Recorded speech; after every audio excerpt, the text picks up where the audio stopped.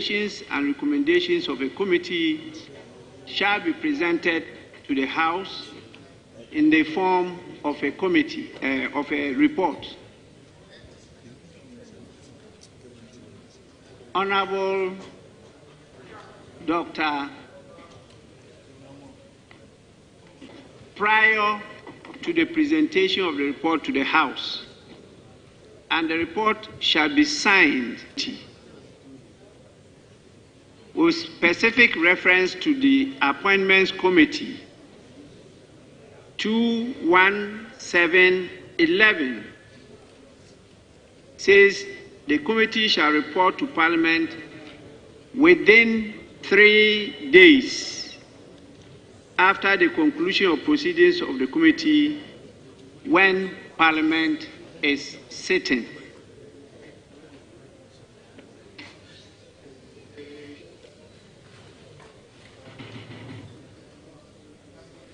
Information from the members of the committee, the chair, the ranking, and a senior member, the deputy minority leader. I think some of what you refer to I'm aware of,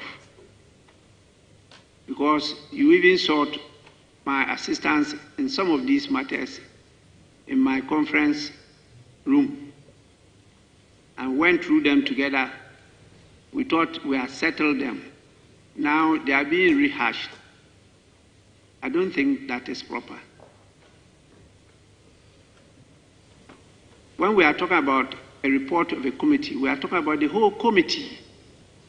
We are not talking about individuals inserting things to suit their understanding of a report of the committee.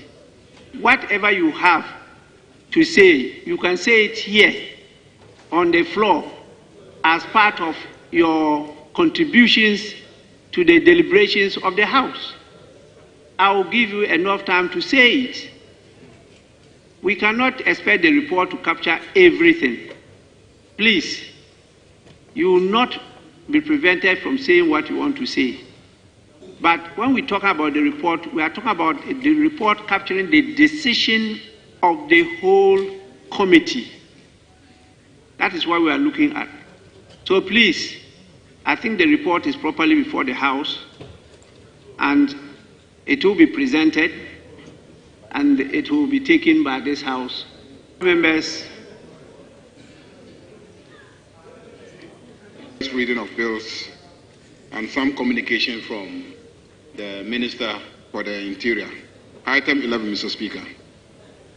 25 has been presented to the House and referred to the committee. And I'm already part of it. Yes, Committee on Defense and Interior on his feet. Majority Leader, let me listen. Mr. Speaker, yes. Yes, Mr. Speaker. Minority Leader, what is it on? Just a minute, just a minute. The application was made and the paper was duly laid. The referral was made to a committee that brought a closure to that application. Mr. Speaker, the minister now gets to his feet to direct government business and to make a suggestion that the leader of government business should have proceeded in a certain manner. He is one person who has been talking about rules, that we should be guided by our rules. Mr. Speaker, he got up to now attempt to direct affairs without reference to any rules. Mr. Speaker, they are against certain precedents being set. If there is a new precedent that after a paper has been laid, the minister can now come through back door to make an application that the leader of government business should have incorporated certain things in his application. and that was not done, so he is now moving it. Mr. Speaker, let that president become part of this house. Because, Mr. Speaker, this is a minister who is on record. To have insisted on the rules. Mr. Speaker, he must comply with the very rules that he insists must be complied with. This house must be gazetted. When the bill is not gazetted and it is presented to this house, it is clear indication that it is coming as an urgent bill.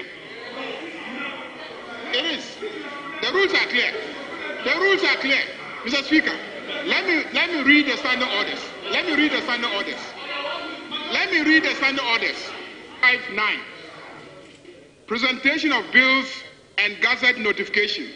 Subject to the Constitution and except as provided for in Order 160 and 162, a bill shall not be introduced in the House unless the bill has been published in the Gazette at least 14 days before the date of the introduction of the bill. Then 160 says that the sponsor may submit a bill to Parliament without publication in the Gazette where the sponsor of the bill considers the bill to be of an urgent nature. To the extent that he has not published it in the Gazette, he intends that it comes as a bill which is of an urgent nature. Mr.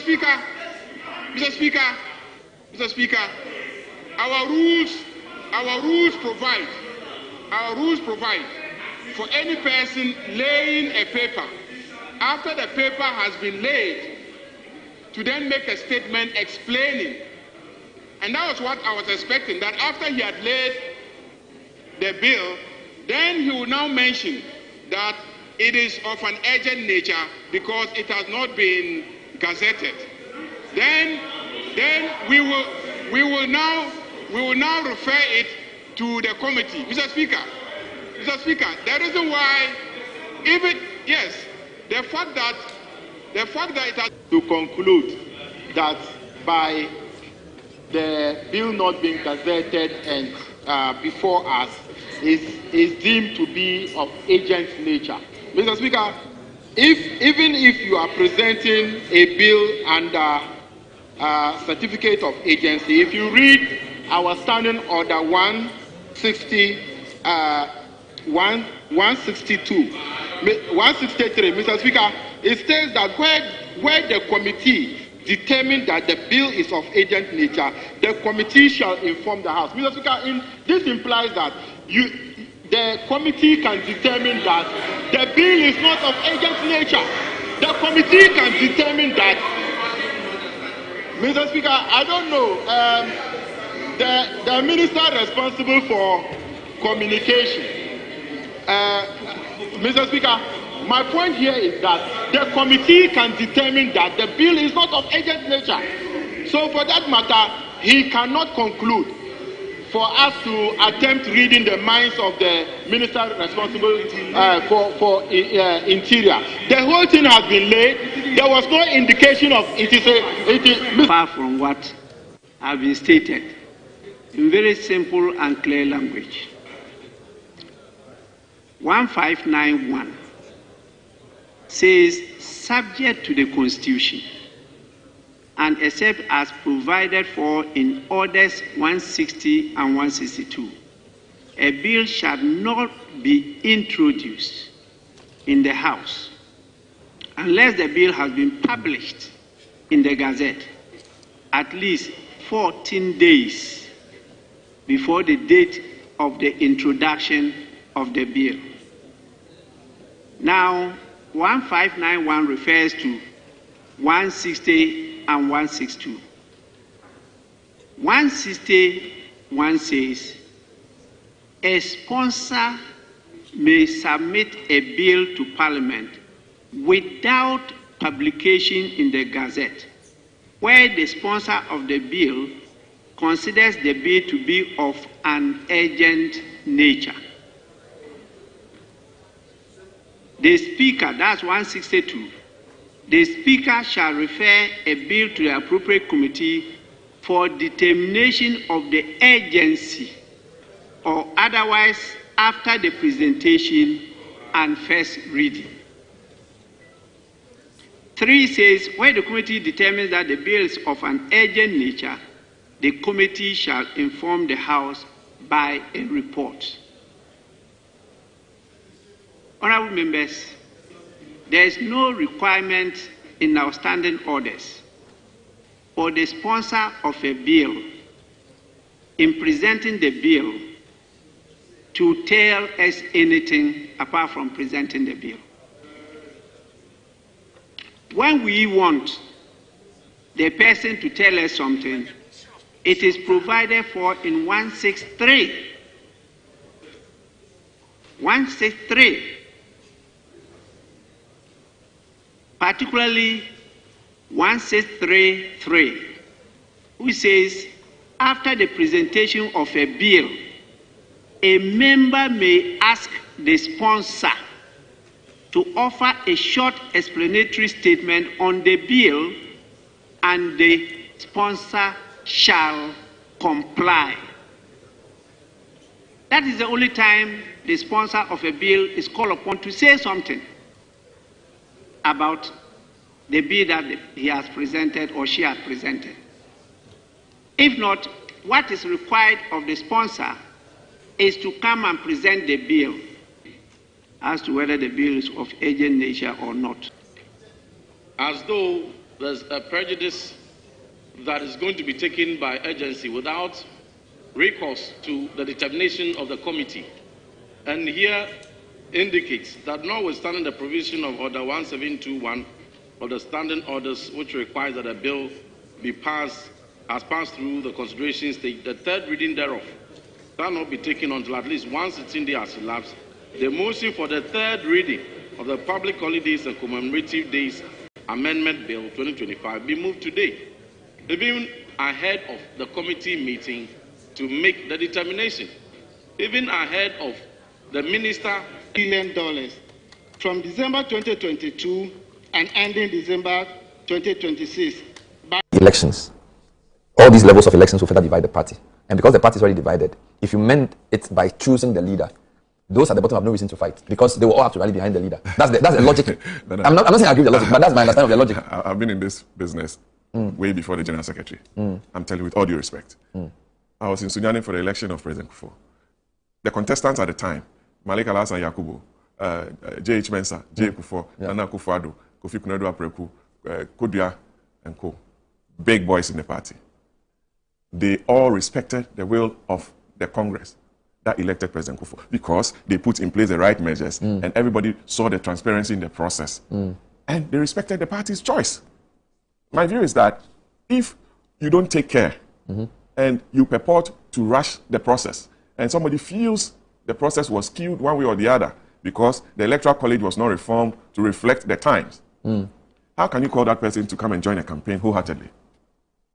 That must be a source of worry to any of the aspirants who are declaring or who have declared so far, that you need to carry the entirety of the party, the spirit and the body of the party behind you.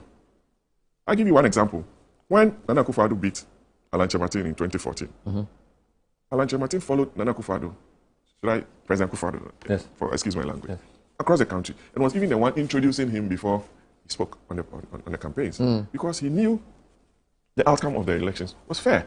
That was under this is 2014. Yeah, Foko and Japan. That gave us that big victory because there was transparency in the process leading up to the election of parliamentary candidates and also the flag bearer. Various platforms that I'm against this approach of selecting a flag bearer when we haven't fixed the party. We need to fix the party. We need to fix the party to make the party attractive again to be able to win a general election. That is why I said we need a very organized and disciplined party to elect a president, not a flag bearer. Because those declaring to be flag bearers and what have you, what are we standing on? What are we going to be standing on to win a general election? What some of my people forget is that what led to our abysmal performance was the lack of public trust in our party. And we need to build that public trust and confidence again.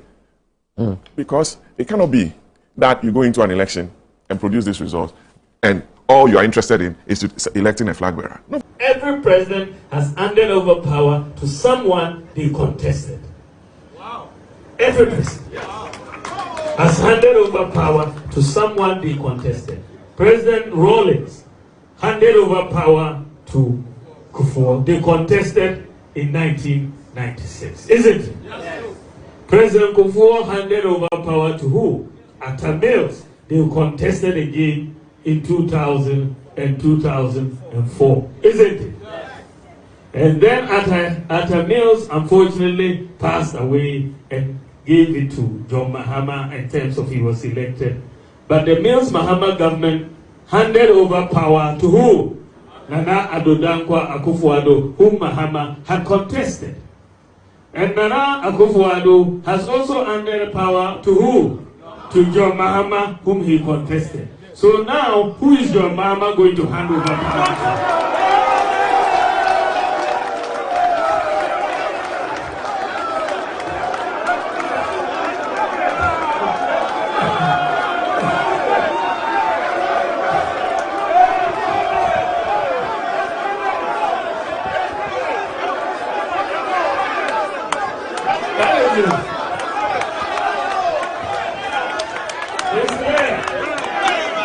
It's clear. Your mama will hand over power to Dr. Mahamudu Bawumia. That is what is going to happen. All former constituency executives, Niemfanko region, Niemfama national, now former MPs, former DCEs. So, and they say, area be on say, Yediba, a friend say, Amanonia. Instead of taking just a number of people, all the executives at the very least can vote.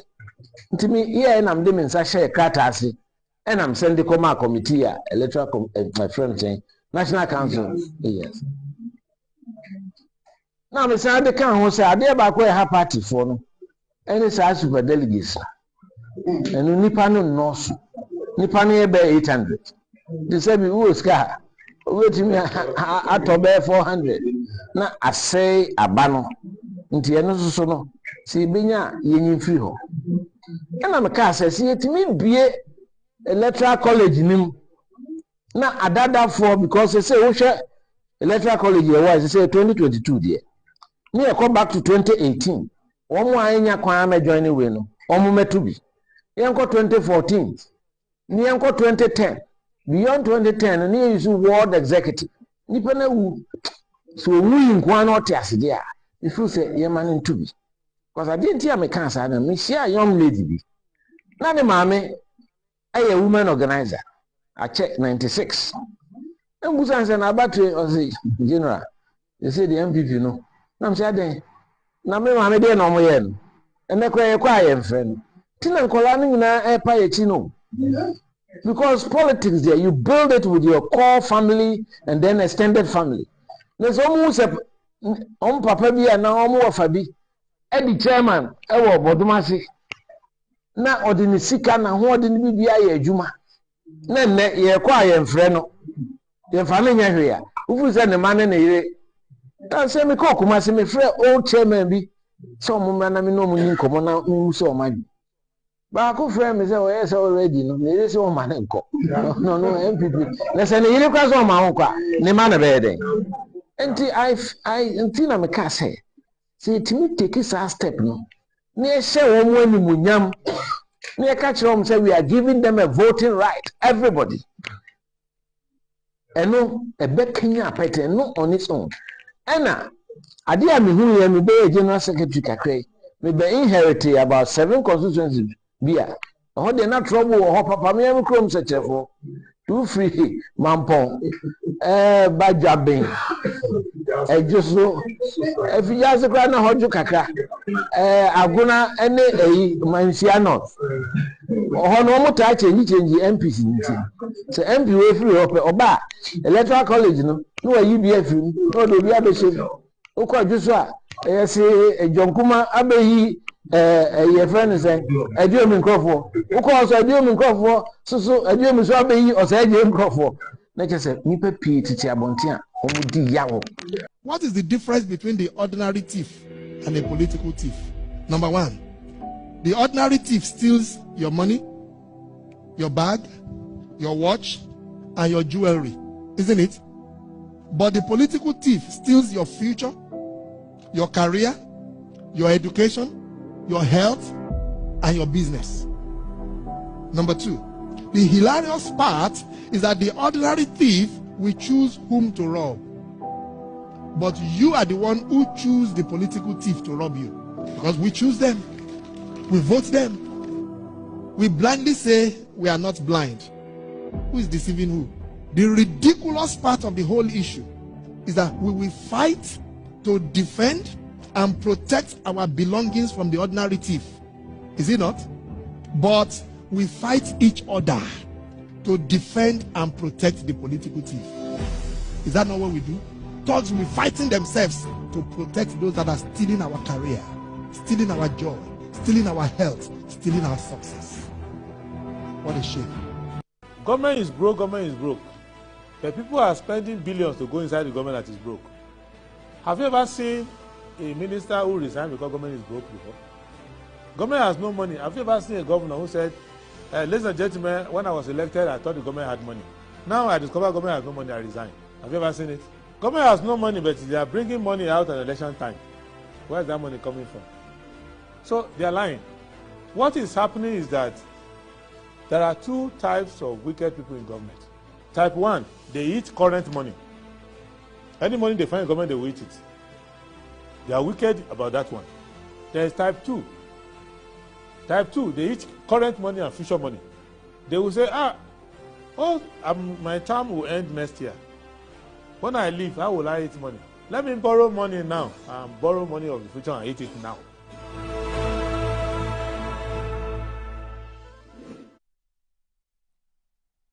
Good morning, good morning, good morning. Today is Wednesday. It's a lovely day, isn't it? Let me welcome you to the show. This is Good Morning Ghana on Metro Television. My name is Aldo Moro. It's always a pleasure to come your way. As usual, we say a big thanks to the Almighty God for seeing us through. We are live and kicking.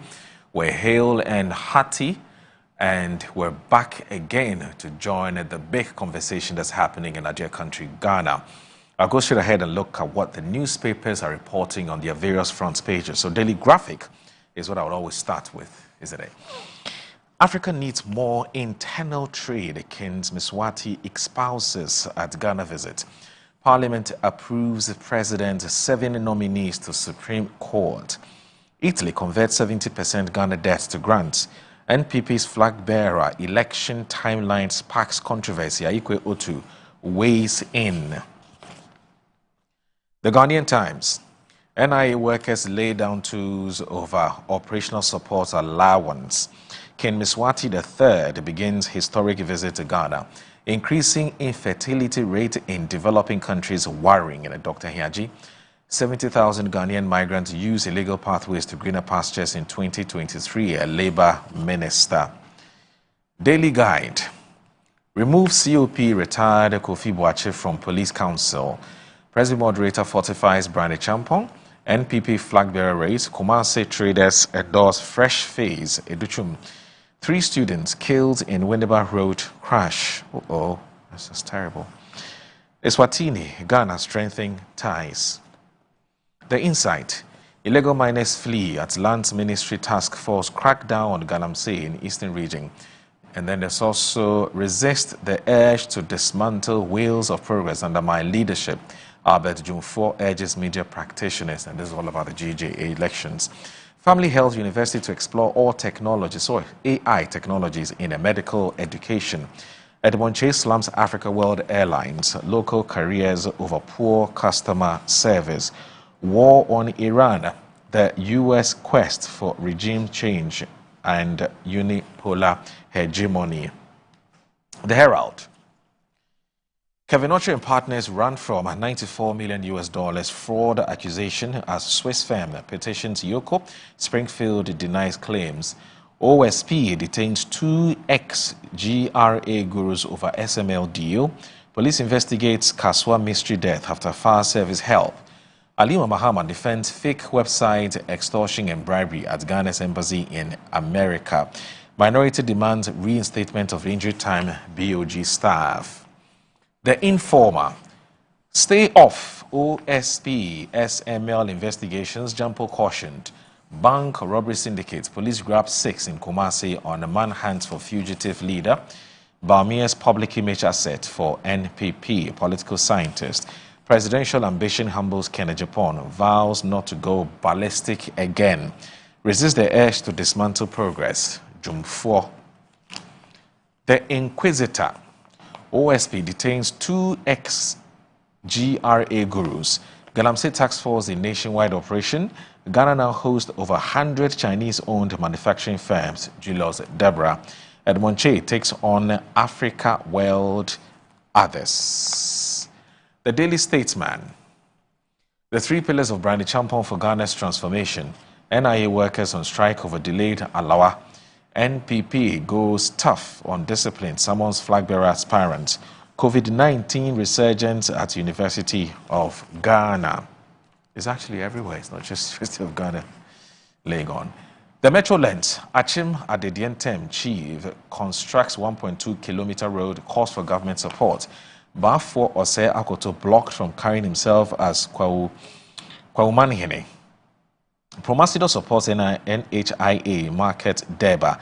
University of Ghana warns of COVID-19 resurgence on campus. The Ghanaian publisher, Patrick Boama, donates to GPCC. Restoring Songo Lagoon, Electrochem gets Adan Chief's backing. NPP raise, Bamia pulls ahead. Remove Kofi Boache from Police Council. Businesswoman urges Supreme Court. The Daily Post, SkyTrain scandal. Ameya Kunfi's lawyers file motion to halt case at High Court. Seek Supreme Court review. His Majesty King Miswati III arrives in Ghana for 4-day state visit. Parliament approves 7 justices to the Supreme Court, and it's got a beautiful pictures of the judges. The Custodian. CBOD fires NPA for disobeying presidential order. Albert tipped to retain GJA presidency. Elections Committee dismisses frivolous petition. NDC voters back Ken in MPP 2028 race. APL survey reveals there's minority demanding demands immediate recall of sacked BOG staff.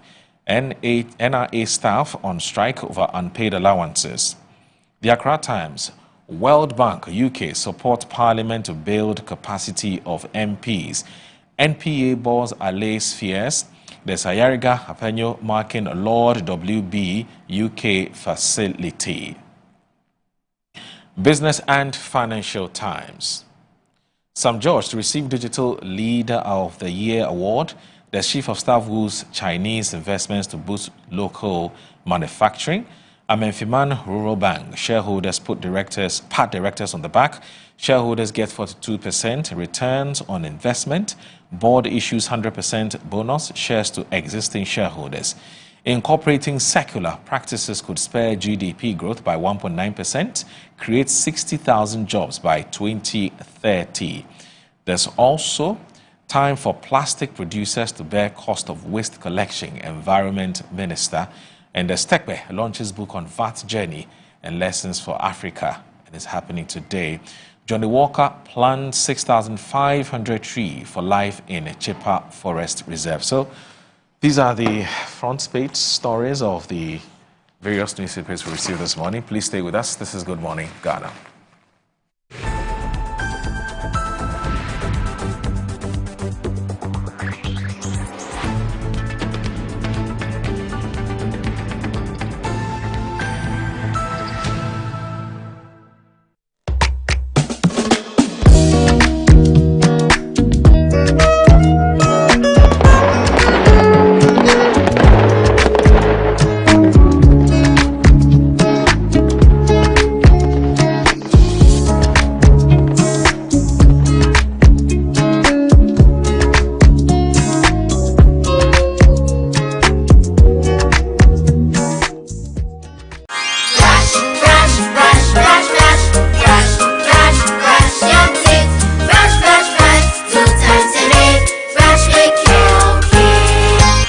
Hello, my friends. My name is Kelkit Toothpaste. Wow. I was made to be gentle on your gum, but protected. I will protect your teeth from cavity, make your teeth whiter, stronger, keep your mouth fresh all day. And best of all, I'm strawberry flavored. So put on a smile and try me. That's amazing. Just try me. That's my job. If you say so, jump on my brush. Makes your teeth stronger, chicky whiter, chicky stronger. Yay! You did it! I'm glad you like your new toothpaste. Don't forget to brush both day and night. Kelkits, happy smile.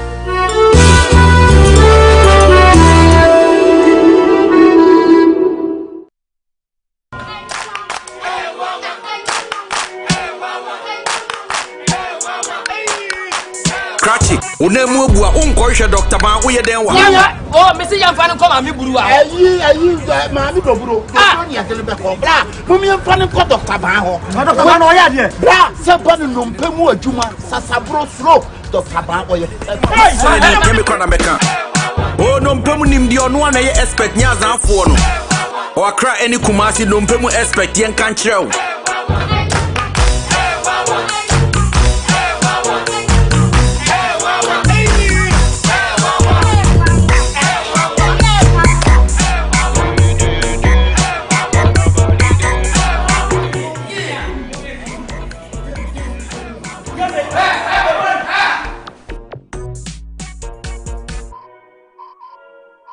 I'm a brand manager.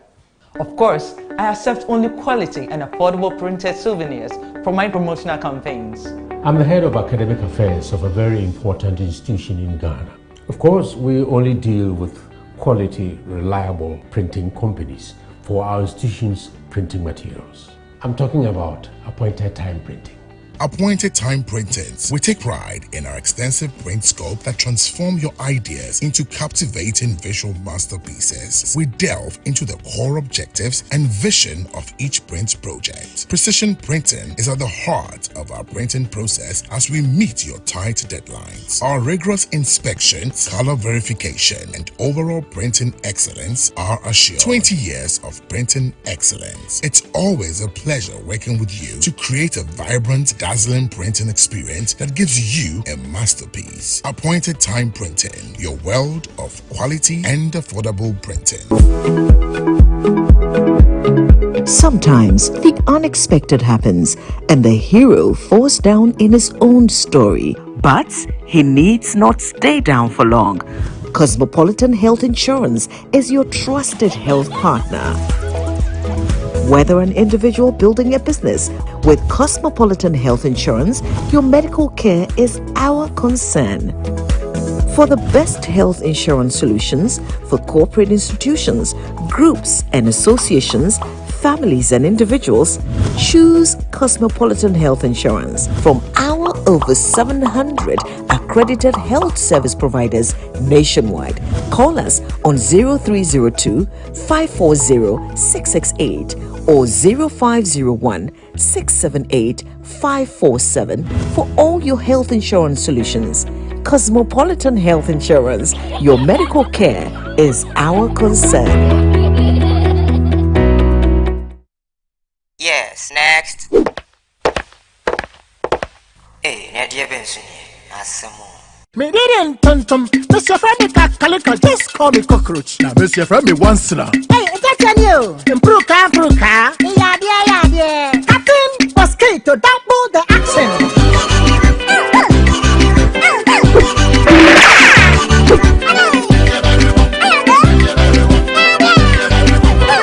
Me did this sasso spray. Mr. Femi sasso quell. Yeah, go to my sasso.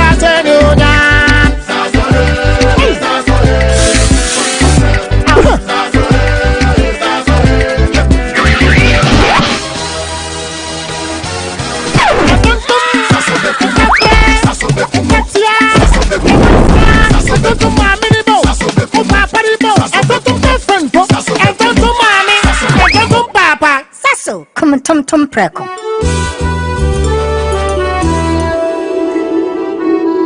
Buy affordable service plots and lands from estate masters. Currently selling our next cottage located at the newly proposed airport city with a starting price of 25,000 Ghana cedis.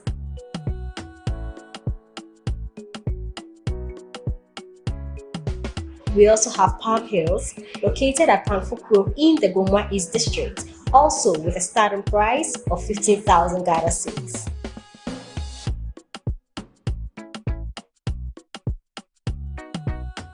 Available also is Coastal Park in Lakleku, which is a 15-minute drive from the Ningo Senior High School, having a starting price of 55,000 Ghana cedis. You will receive a free site plan with indenture once you successfully purchase a land from us. For any enquiries, contact the numbers provided. Estate Masters, your most preferred estate partner. I'm here at Mycom JA Limited to show you the Promethean Active Panel, the ultimate tool for corporate institutions, hospitals, schools, and your home. With its crystal clear 4K display and an unbreakable screen with an ultra responsive touch technology, this isn't just a screen, it's a game changer. For corporate institutions and in schools, this active panel can be used for Zoom meetings and PowerPoint presentation. And oh, your homes are not left behind. You can use it to watch all your favorite programs by just connecting to a Fire Stick, and you can get access to channels like Netflix and Amazon, and voila, you are in there. At Mycom JA Limited, we provide you with the best quality products from the United States of America with 1-year warranty. You can get an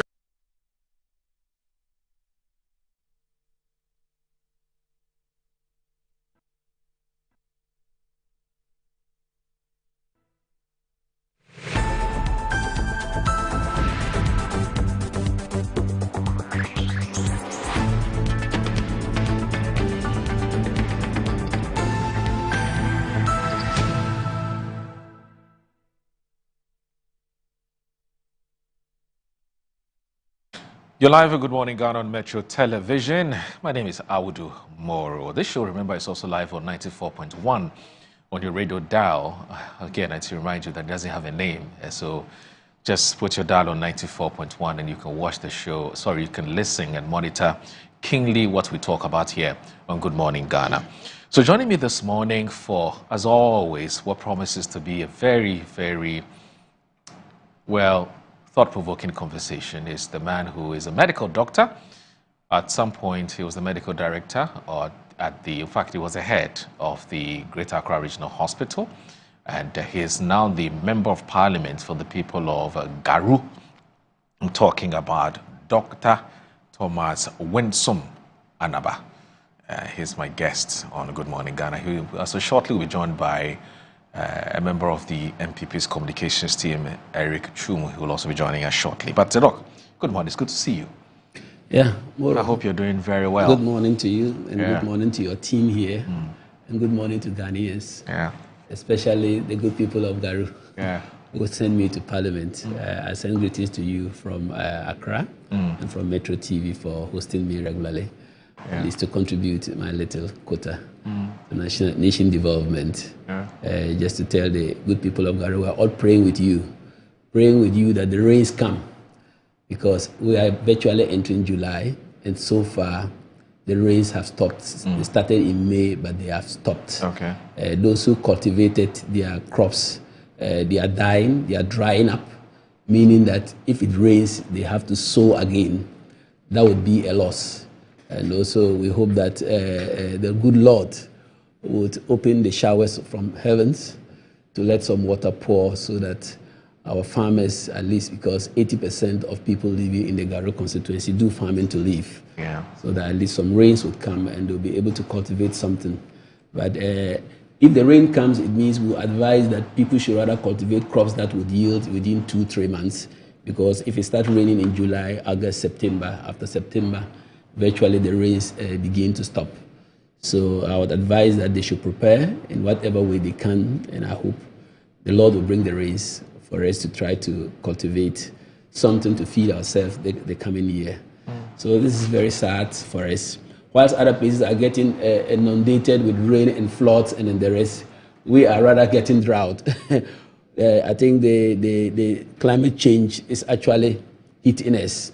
The climate change is a global issue, but Ghana, I think the way we are deforesting our forests is something that we have to really stop. That is where the galamsey in the forest zones must be stopped, because all these ecosystems allow moisture to rise, and then the rest push the vapor up and allow it to come back as rain. If we continue deforesting our country the way we are doing, I think in time to come we wouldn't even have rains, and we'll just be like the Sahara, the Sudans, Eritreas, and then the rest. So calling on the law enforcement agencies to actually look very well and actually sack anybody at all they find within a forest trying to mine, because they cut down all the trees, they destroy them, and the vegetation of the country is depleting, and that is also creating the climate change. Let's also try to stop bushfire burnings and then the rest in our communities after the harvest.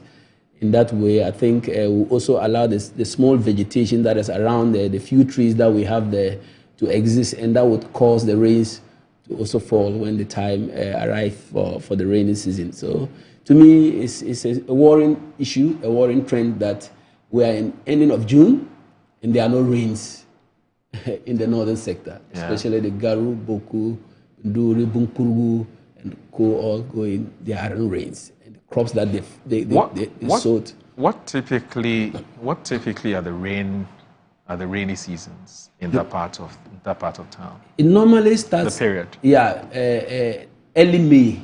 Okay. Yeah, early May it will rain and they'll sow. June it would halt for a while. Then they would weed, take off the weeds among the crops and then the rest. In July it comes heavily and they do the second plowing. Then August they will allow it, the crops will start yielding, and then you see the maize starting having the pulps coming up and then the rest, and it start fruiting for them to prepare and harvest at the ending of September, October. They start harvesting. The early millet is normally harvested within August. The early millet, we call it early millet because that one takes about some few 1-2 months to mature, just like the maize, if there's enough fertilizer and then the rest. But the late millet will take about 3 to 4 months to mature, to yield grains for them to harvest. And that normally takes place after October going into December. So the rains have actually disappointed a lot of my folks in my constituency. Is it unprecedented? This year's it's happened before? This year's own is unprecedented. I know it has ever happened in the late 80s when we were little kids. Oh, so the last time such a thing happened was in the 80s? Late 80s, yes. We had serious drought. I think the whole of Ghana experienced that drought. Last year, for instance, we had the rain setting very well in May, late May, very well. It was raining very well. But this year is just not good at all. We are in June. We are ending June. And Garu, Tempani, Binduri, going up to Nakpanduri side, all Pusiga, everywhere is dry. Everywhere is dry. There is no rain. What are the main crops that you grow in that part of town? You talked about millet. Yeah, we do millet. You talked about maize. We do granules. Oh, granules. We do Bambara beans. Okay. Yeah, they do soya beans, a lot of soya beans there. They do sorghum too as well. Yeah, These are some of the things. It's in the dry season that sometimes they do onions and those things that are in the gardens, in the valleys, behind the few dams that we have. Yeah, but those are the main crops that we cultivate there. And we are not mechanized. We are solely dependent on God for the rains. Rain-fed. It's just the dam that they've created in Garu, which is the Tamne Dam that is left with just the canals to be dark and then developed so that we can do dry season farming with the water that is collected in the dam, so that we can have dry season farming for our people. Also, I think that this is where the agric mechanization must take place. We must also try to develop mechanized farms, get land banks like the government is doing, develop it and put in, if it will sink boreholes, and create artificial water source.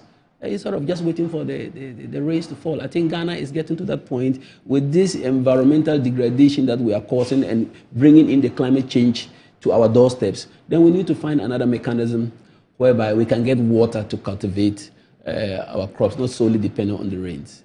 I know it's a shame, isn't it, that we're still depending on rain-fed agriculture. I mean, if the one Village One Dam program or policy had been properly implemented, we wouldn't be having this conversation, isn't it? Because rain or no rain, there'll be a dam where you'd use to feed. Yeah, for sure, we need the rains to fill those dams. But what we need the dams to do is that the dry season, the farmers shouldn't be sitting down in their homes, just playing Ludo, attending funerals, and then the rest. Because we have almost 7 months of a dry season.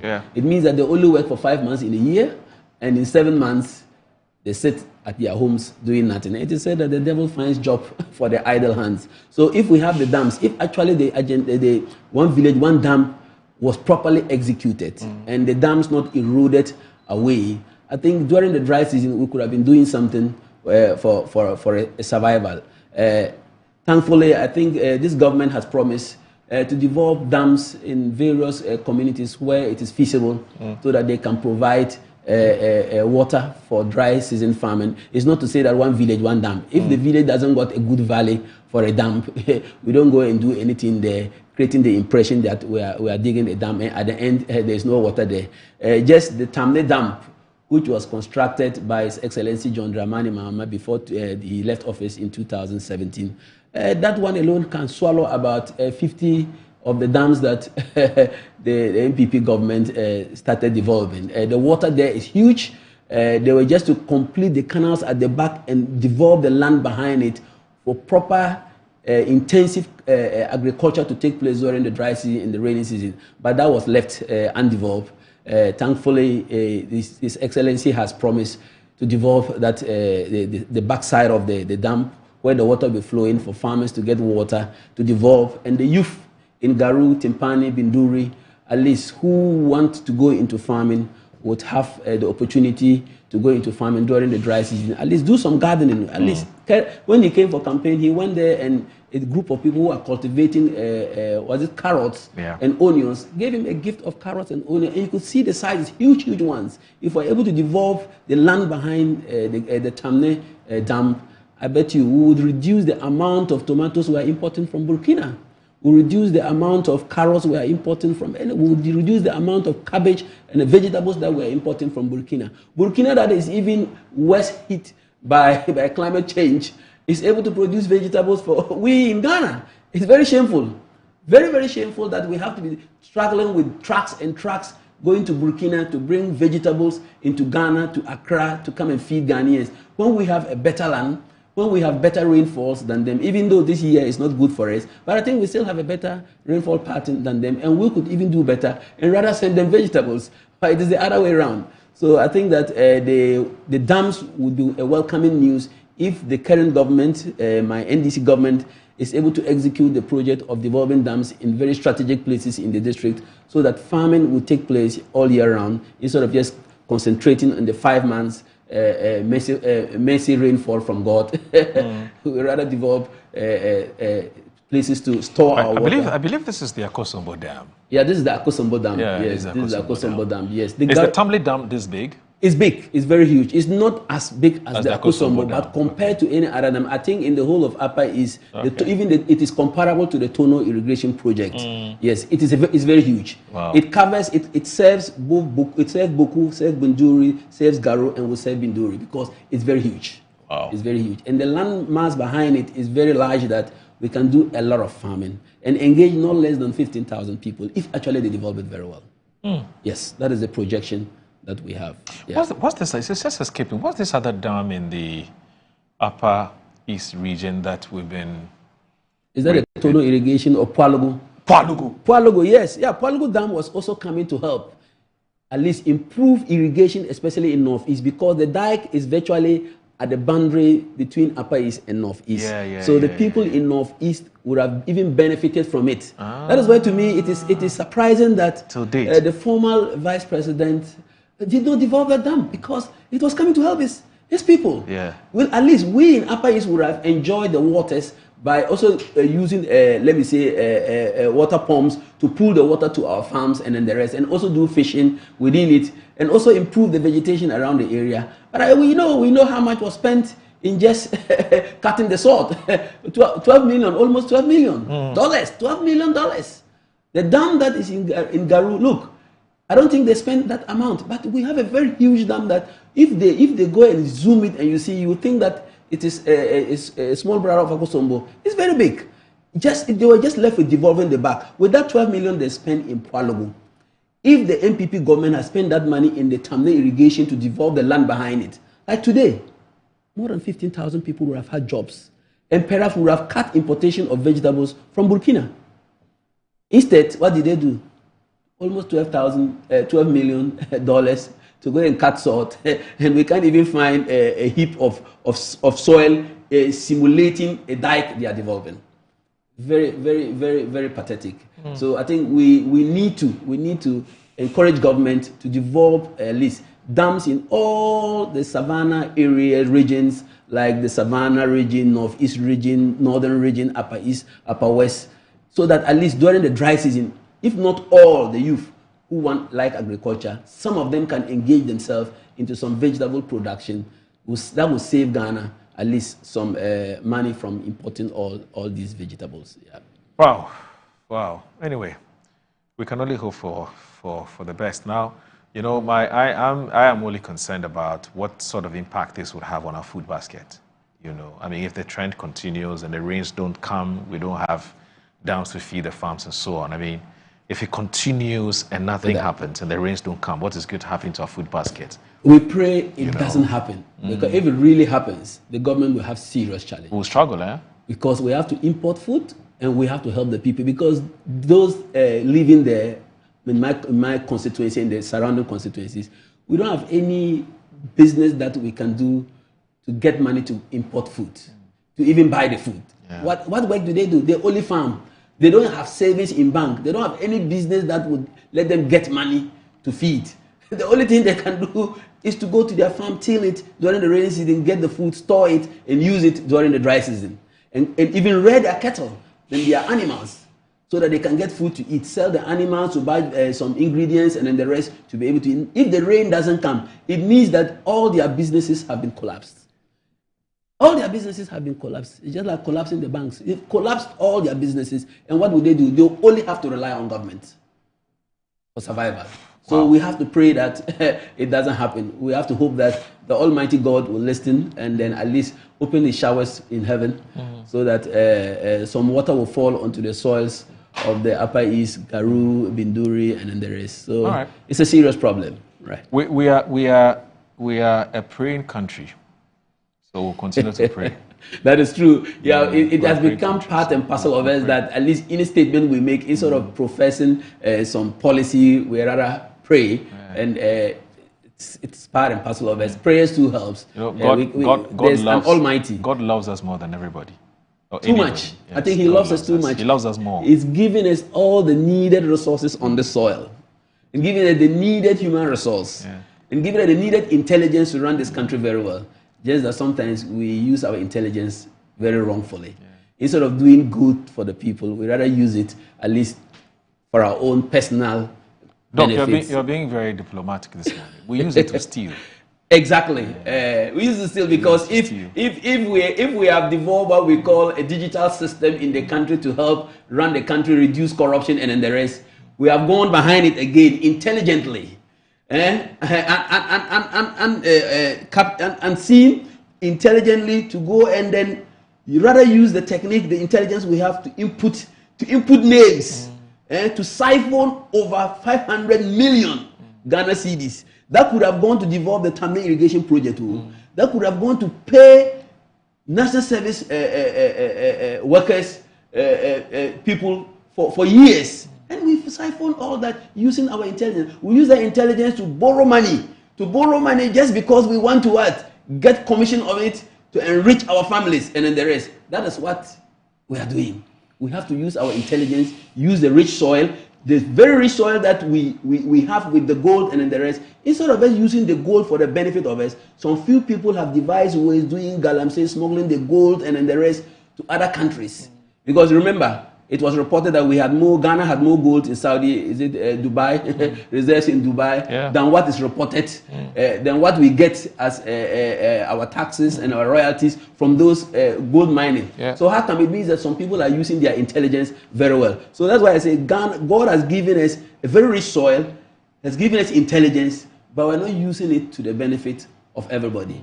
We're using it for individuals to benefit and make good living out of it. So we have to change. Or else, as you said, the prayers may be done, but it wouldn't work. That is the Tamne irrigation project actually they are showing. So this is it? Yes, that is it. It's very huge. It's very huge. Wow. You can travel on a boat with it for more than 5 kilometers long. Yes, yeah. From the Garu Tamne route up to Timpani inside, it's stretching. It stretches very long. Yeah. Wow. And the water volume is not small. So it's huge. Yeah. So as we say, Ghanaians will always it's a lovely site, isn't it? Very lovely. This is one nice evening in. So the place is called Tamle. Tamne, yes. Tamne, as in Tamne. Tamne. Tamne, yeah. Right. What does it mean? Tamne is just a name of of a community. They use the name of the community around the river called Tamne River. Yes, yeah. Okay. Wow. Right, yeah. I like that. I like that. It's very large. Yeah. The water is not small there. You see, all these trees have been submerged into it. The farmers used to farm there, but as a result, they had to move all of them, compensate them to leave the place, build houses and other things for them to move and leave the place. I hope when it rains heavily, you don't record flooding. No. There we don't record flooding. The problem now is crocodiles. Because the dam has brought in crocodiles. There's a lot of crocodiles in there. Yeah, there are crocodiles in it. Yes, so those who are living close sometimes see crocodiles come out close to their homes and then the rest. Yes, the dam is huge. To come and enjoy fresh air. They want to enjoy fresh air. Maybe get some chicken and those things close by, and then the rest. Some people too have now started fishing inside it. We think that it can also be used for aquaculture. I think I've had conversation with the Minister for Fisheries, and there are plans that at least we should develop a plan in a way that we can do aquaculture in it, so that we can engage some people in doing that, and the women in smoking it and also selling. It's sort of only coming to Accra, Kumasi to buy fish and bring back. It can be used. Yes, the water is huge, and we can do serious aquaculture in it. Wow. At least to feed the people over there. One of these days, when you're going home, please invite Annie and I. Good. She likes nature. I like nature too. I like that. Have a look. Yeah, we'll take some pictures. We'll take you there. We'll take some pictures, and you help me at least also push to get the aquaculture. The advocacy, aquaculture advocacy. Yes, to Garu. At least we'll see aquaculture, good aquaculture, industrial aquaculture in a dry area. Yes. At least with a single dam that can really provide opportunities for job and provide livelihood for the people. We'd like to meet the crocodiles. And, maybe sit on top of them. Those ones are wild. They are not like the panda ones. They've tamed them. These ones are wild. Yes, because they have so we don't like. Don't come and sit on them, because our hospitals, we don't even have a good hospital in Garu. That may be a problem. If it bites you, we don't know where to take you to get treatment for you. This one we don't like.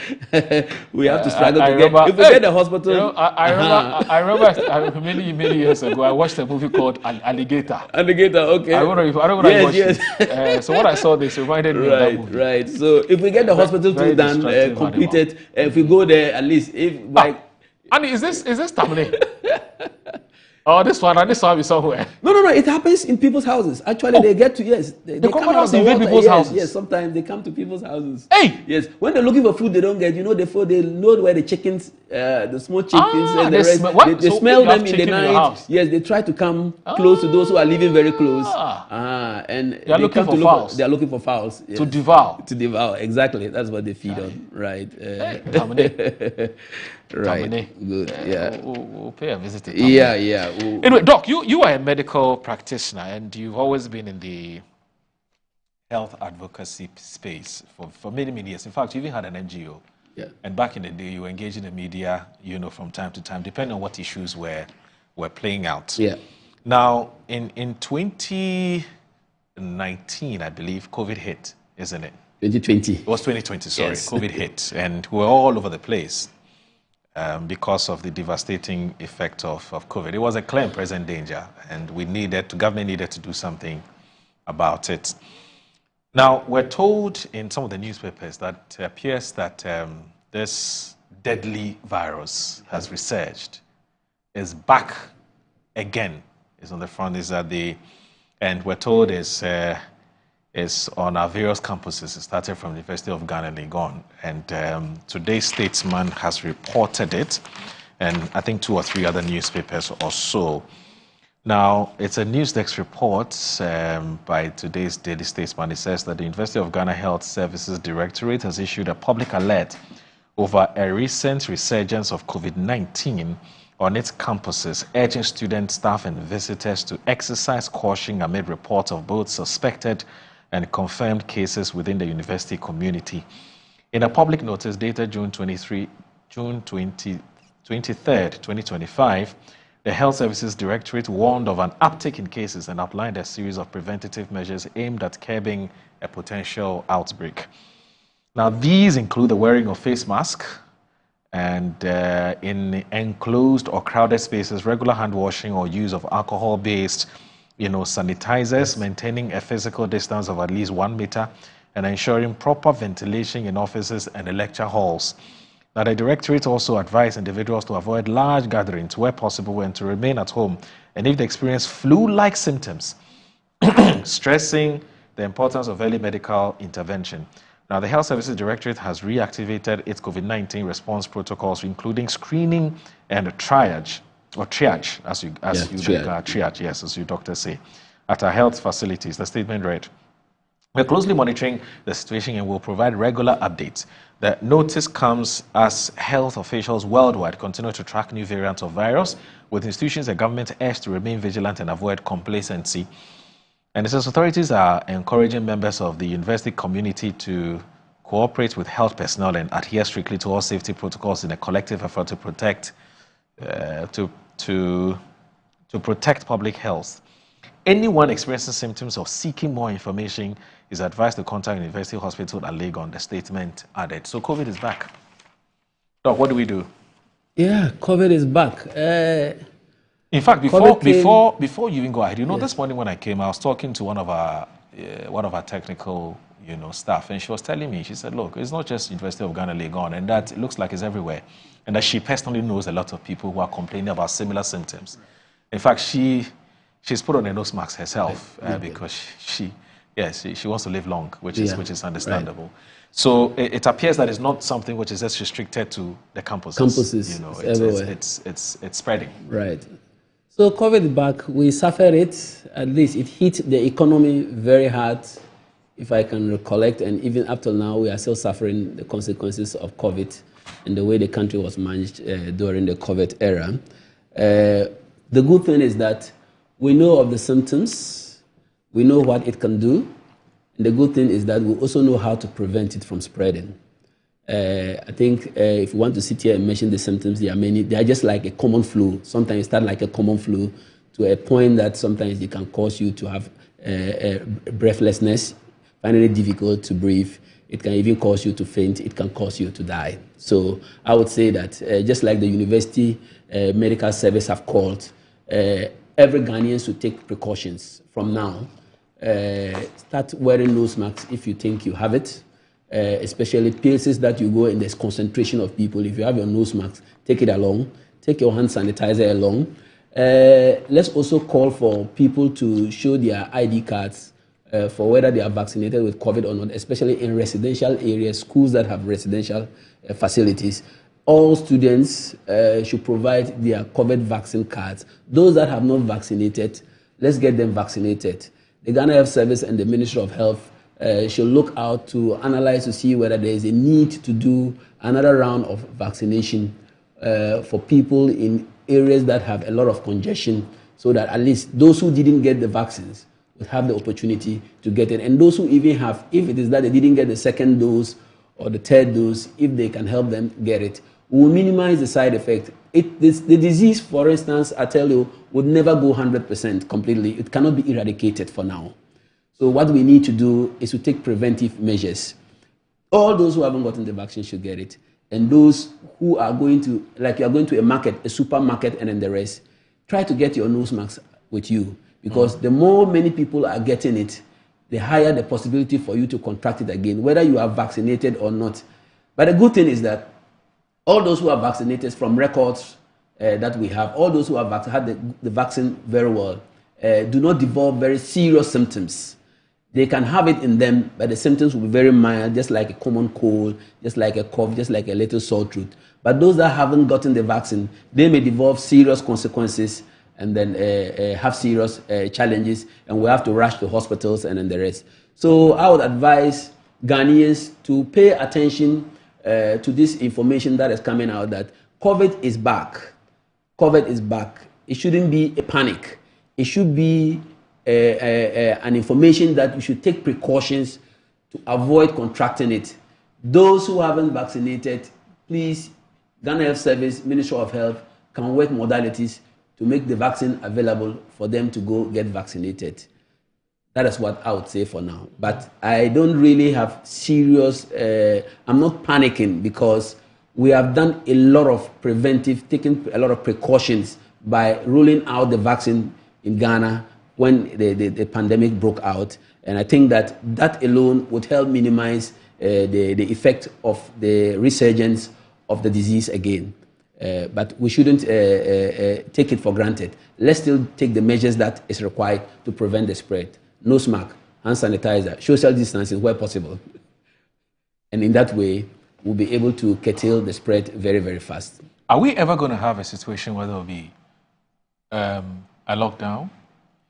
I don't think there will. Will we ever get there again? No, I don't think we'll ever get there again. Why? No, because as I've told you, I think Ghanaians, more than 2/3 of the country got the vaccine. Okay. Yes, so with that, the numbers that may contract it may not be that much. And besides that, so we have a better and a stronger resistance. Resistance for now, okay. Yes. Besides that, the new variants that are coming are not linked up with severe form of the disease. Okay. Yeah, they're not linked up with severe form of the symptoms of the disease. They give you the cold, the cough, and then the rest, the fever and the weaknesses. No one has been reported to have difficulty in breathing. Yeah. The clotting of the blood that they used to experience with the first variant, with that one is no more recorded, and then the rest. So I think that there's also some amount of cross immunity from the one vaccine. Some of them are able to work on other variants. So with that one, we are much more covered, and the possibility of spreading it very fast has been minimized because of many people have had the vaccine. So the possibility of spreading very fast will be minimized, except when you are concentrated, like you're talking about the schools, like the supermarkets, like in the churches, and then the rest. We all need to take precautions so that churches should have proper ventilation, so that the air can blow out and take things away, so that at least if you have it there, it shouldn't be glass and then air conditions. Those things are not very, very good for those the spread. It's very easy for the virus to spread in such places. Classrooms should be well ventilated, well aerated. Dining halls and whatever should be well ventilated. In that way, it will minimize. But people should wear nose masks and face masks where we think there's 1 or 2 suspected people with it. And samples should be taken to really confirm. If it's actually COVID-19? Yes, if it's actually COVID-19, samples should be taken. Noguchi is there. Samples should be taken to really confirm that it is COVID-19. Perhaps it could be another type of virus that is causing it. We don't know. But samples should be taken to really confirm. I would be surprised if the health directorate of, a premier university such as the University of Ghana would come out with, a public notice like this without necessarily confirming from Noguchi. Because Noguchi is right there. No, I think they have done it. I'm talking of other places. Okay. We shouldn't concentrate only on Legon to be taking samples there. No, I'm not even disagreeing with you. I'm just saying that, for instance, the story should have perhaps, for public relations purposes, tell us that, look, we detected this on this day. We sent it to Noguchi, and Noguchi has confirmed there's actually no COVID-19. Because you raise a very important issue. Sure. It is also possible that we are being haunted by our past. Yeah, sure. So we see symptoms, and the first thing we're thinking about is, hey, as a COVID is back. For all you know, it's not even COVID, and it's usually, like you said, a normal cold or the flu that we experience from time to time. So it's an extremely important issue raised that if the health, or let me even say that if the institution has done it, they should let us know. If they also haven't done it, I think that they should. Like you said, take a sample from any of the students who's probably contracted it, take it to Noguchi, let them confirm, and then you are able to confidently tell us that yes, it looks like the thing is back, and then we can all I think the Ghana Health Service, the Ministry of Health, is well positioned to make sure they just do random sampling. We can even do random sampling across the country because we have the gadgets now, the machines, the PCR machines, virtually in every region. We can just do some random sampling in where people are concentrated, just to see whether we'll pick up anything. And with that one, we can have and make an informed decision on how to tackle this one. Would the health committee want to proactively invite, say, the Ghana Health Service, and to ask them that, look, this is what you heard. What are you guys doing about it? Because like you rightly said, the Ghana Health Service by now should have been proactively going into the school at the University of Ghana, Legon, where they have publicly announced that this is what is happening. Ask them to say, look, is there any evidence? If there's no evidence, quickly do A, B, C, D. That kind of thing. Because we think that in the past we were not proactive enough. Until things got out of hands and they were all over the place, and we saw what had happened with, the abuses that took place and so on. And so I'm thinking that it is something you may want to run by the committee to ask to find out whether they would want to, invite the GHE, the Ghana Health Service, to ask what they know about this. Right. I think it's not a bad idea. It's something that is commendable, and we should be doing as a committee that is supposed to have oversight responsibility of all the agencies under the Ministry of Health. It behoves on us to draw their attention and ask them for measures they are taking to ensure to ensure that they nip this thing in the bud. So it is not a bad idea. But I know that the Ghana Health Service is well positioned. It's well positioned. So drawing their attention to it will let them be more proactive if they are not. But I think by now they have taken measures, because this information, before they announce it, they will definitely communicate to Ghana Health Service and communicate to the Ministry of Health before even publishing it. And they will definitely assess them to see how they can nip it in the bud, because it is a disease of concern. Doc, you're an idealist. Yes. So, and you're a very organized person. You're structured. This began now. I want to believe that, because I know the people who were there during the COVID, they are still there. The structure that were formed to alert them about everything about COVID is still in existence. So that it means that Legon cannot have a COVID case without reporting it to the system. And if actually they report to the system should be activated. But it is also equally good for the Committee in Health in Parliament to just draw their attention, call them to ask them what measures they are taking to do it. So for that matter, once I'm sitting here, I have my chairman. When I go back from here, I'll hint my chairman. If he hasn't gotten the information yet, we can equally do something to at least make them more proactive than before, so that this issue of resurgence of COVID-19 can be quickly nipped in the bud, so that it doesn't give another blow to us like it did in 2020, 2021, and people had to get haircuts and all those things, and then the rest. So currently, my final question to you, currently, what's the most potent medicine for immunizing people against, COVID? Is this still the Sputnik V? No, it's not the Sputnik V. There are a lot of vaccines. There are a lot of vaccines now, and most of them are good. So I think Ghana used 2-3 of them, and they are all good. As for Sputnik V, don't go there, because if you go there, Sputnik V, if you mention Sputnik V, some of us will get bomb bruises and then the rest, because look, we know what Sputnik V did to Ghana. We spent money to buy something that was not in existence, that was not in production, and then the rest. So let's not go there. We have used certain vaccines that are working very good for us. The only way you can prevent, the best way to prevent COVID-19 is to get the vaccine and do what we call using a nose mask, social distancing, using hand sanitizer, alcohol-based hand sanitizer to wipe your hands anytime you touch anything and you are not sure of. That is the best way to prevent it. The diamond bullet is the vaccine.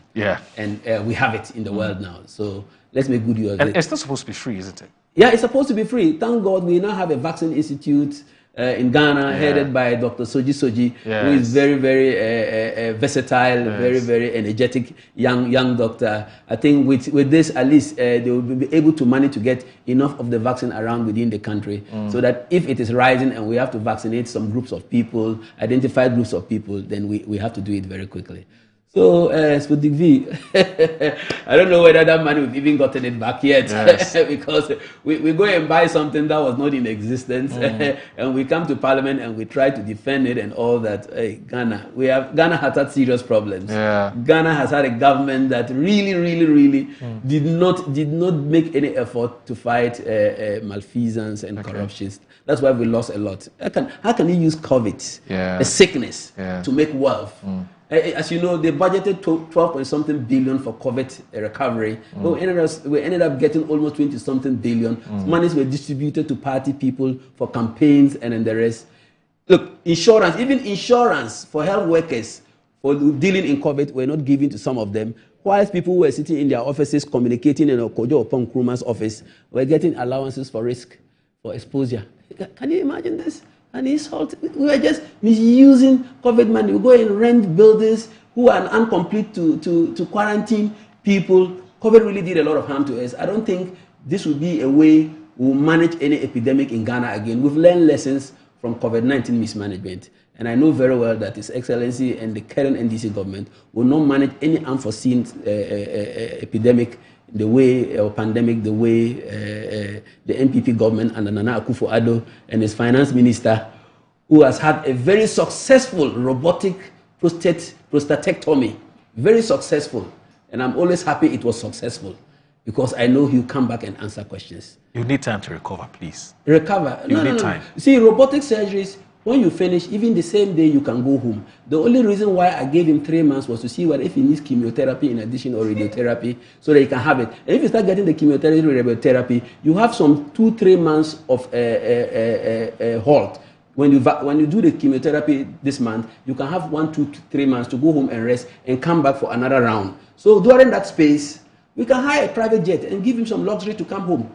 Then we take him to answer questions and the rest. After all, the American government can send their intelligence to come to Ghana, arrest people and go. We can also agree with them.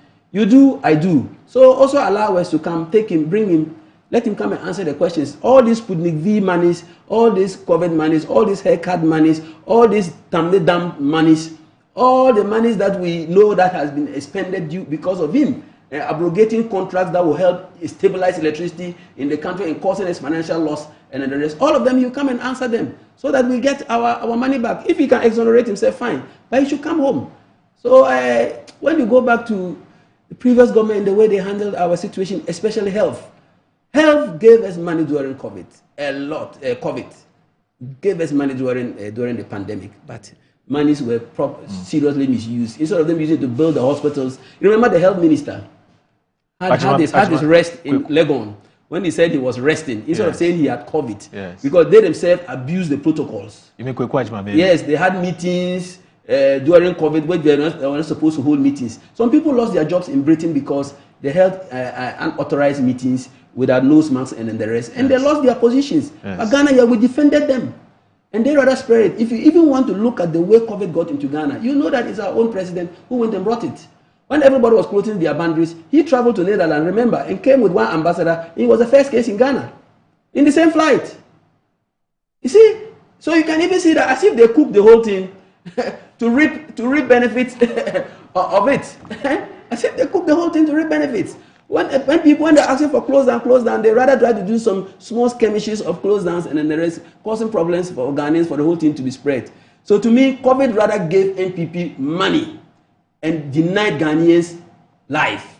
And Ken Oforiatta should come home and answer all the questions related to all those things. And those who bought Sputnik V vaccines, they should make sure they bring back the money. As you have said, we may ask a question to see whether that money has been returned or not. We can ask a question in Parliament to see whether that money was returned or not. So you have given me an assignment, and I'm going to take it.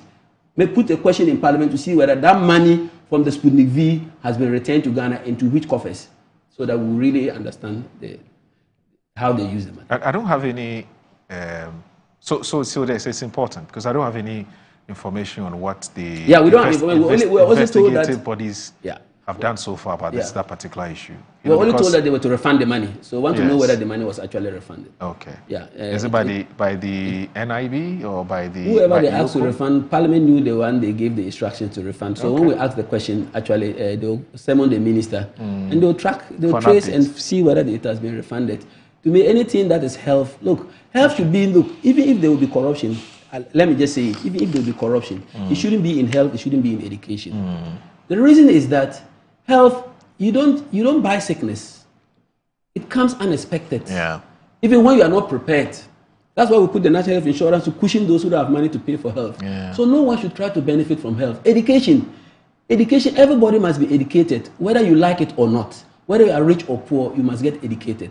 So if there should be any corruption at all, it shouldn't be bringing its nose close to education and health, because there are things that are mandatory that we should get for our survival. If you are not well educated, you can't live a good life. If you don't have good health, you can't work to make money. Yeah. So anybody trying to bring in corruption, try to get money out of health and education, to me, that person should be dealt with without any pity. It should be dealt with severely to deter others from doing it. You can't use, they use COVID-19 for campaign.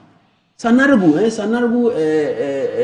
MP used COVID-19 candidate, MPP candidate, came to tell us that they shared the money to them for campaign, and that some of them didn't get the requisite amount.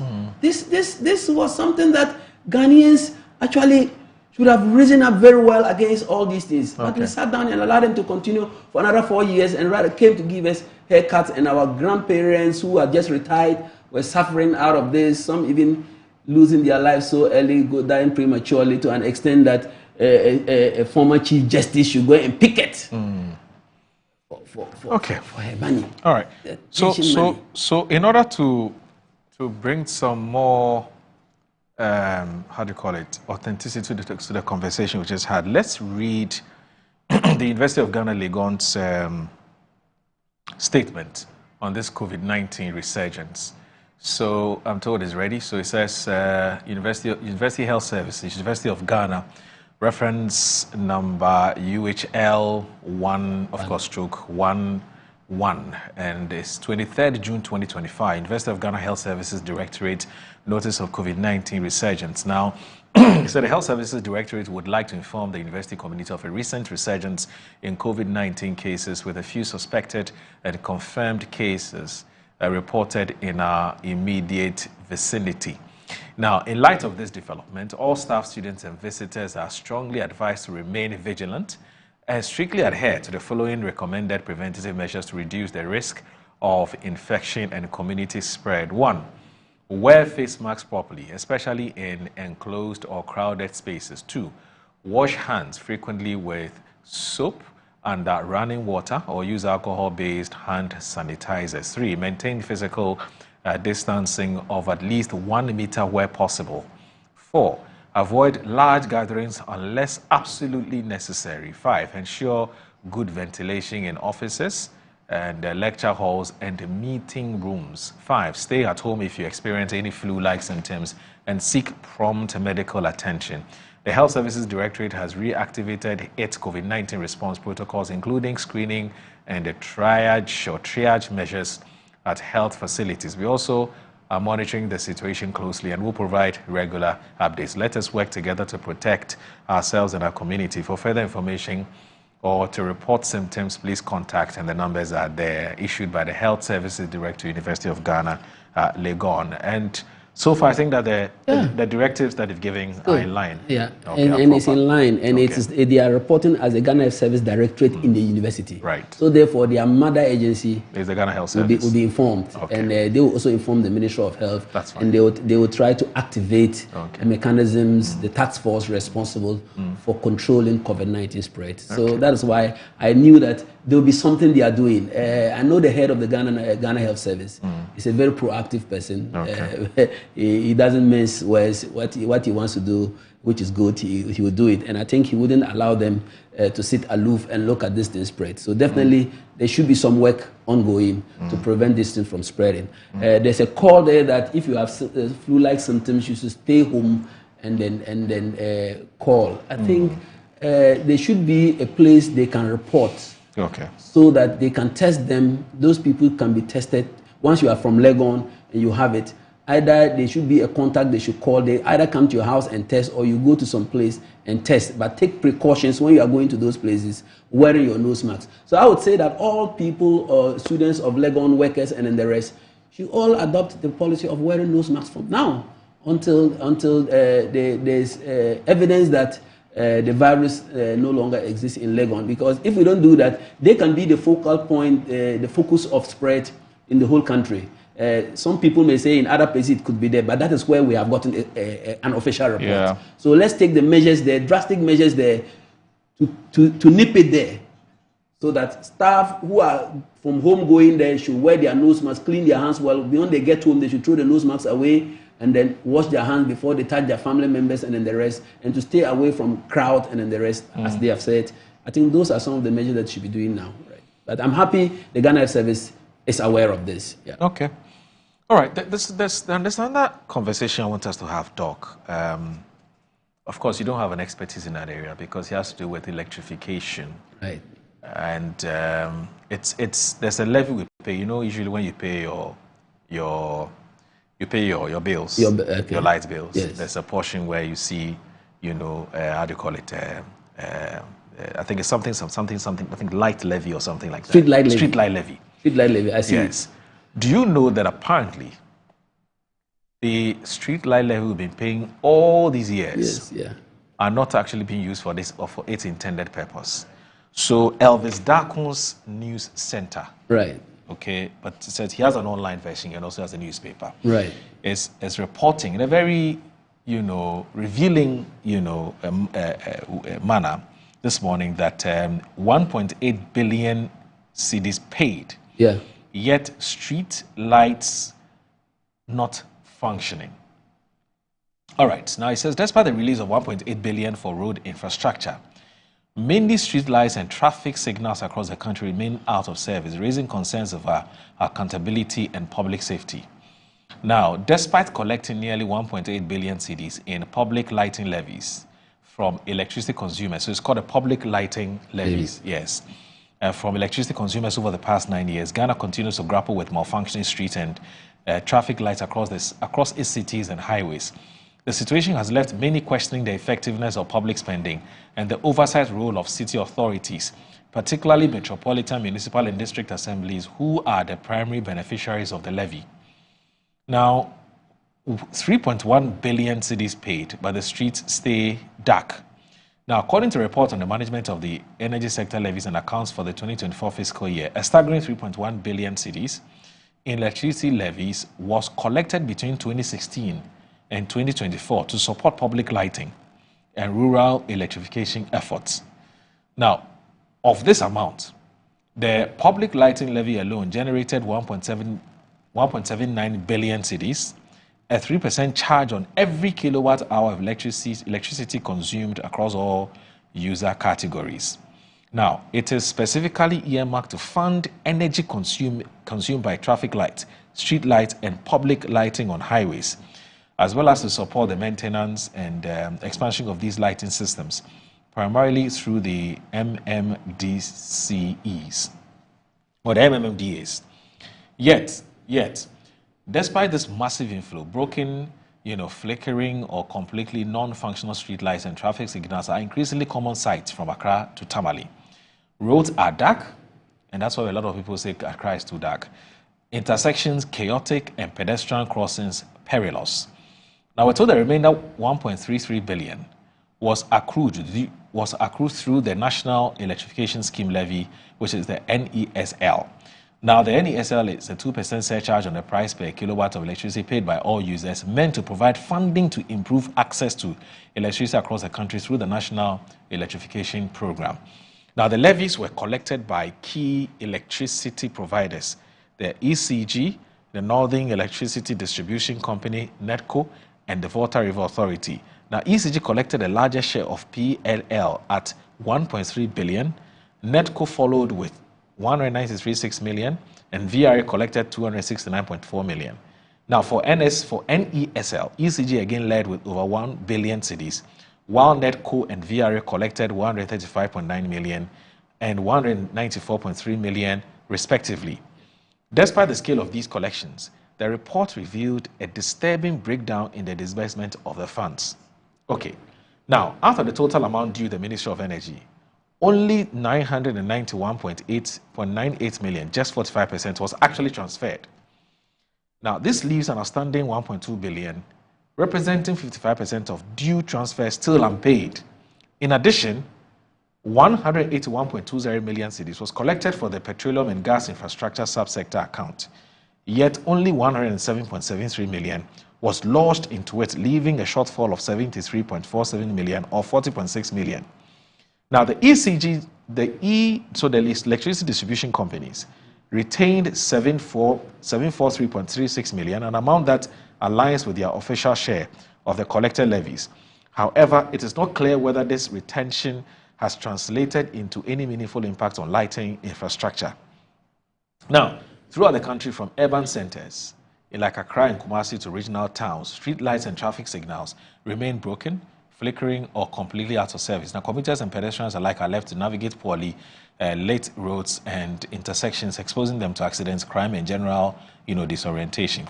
Now, an efficient and reliable network of street and traffic lights is essential to the safe movement of vehicles and pedestrians. These systems regulate intersections, prevent collisions, and support coordinated road use. Yet, in many Ghanaian towns and cities, their increasing failure has become a glaring concern.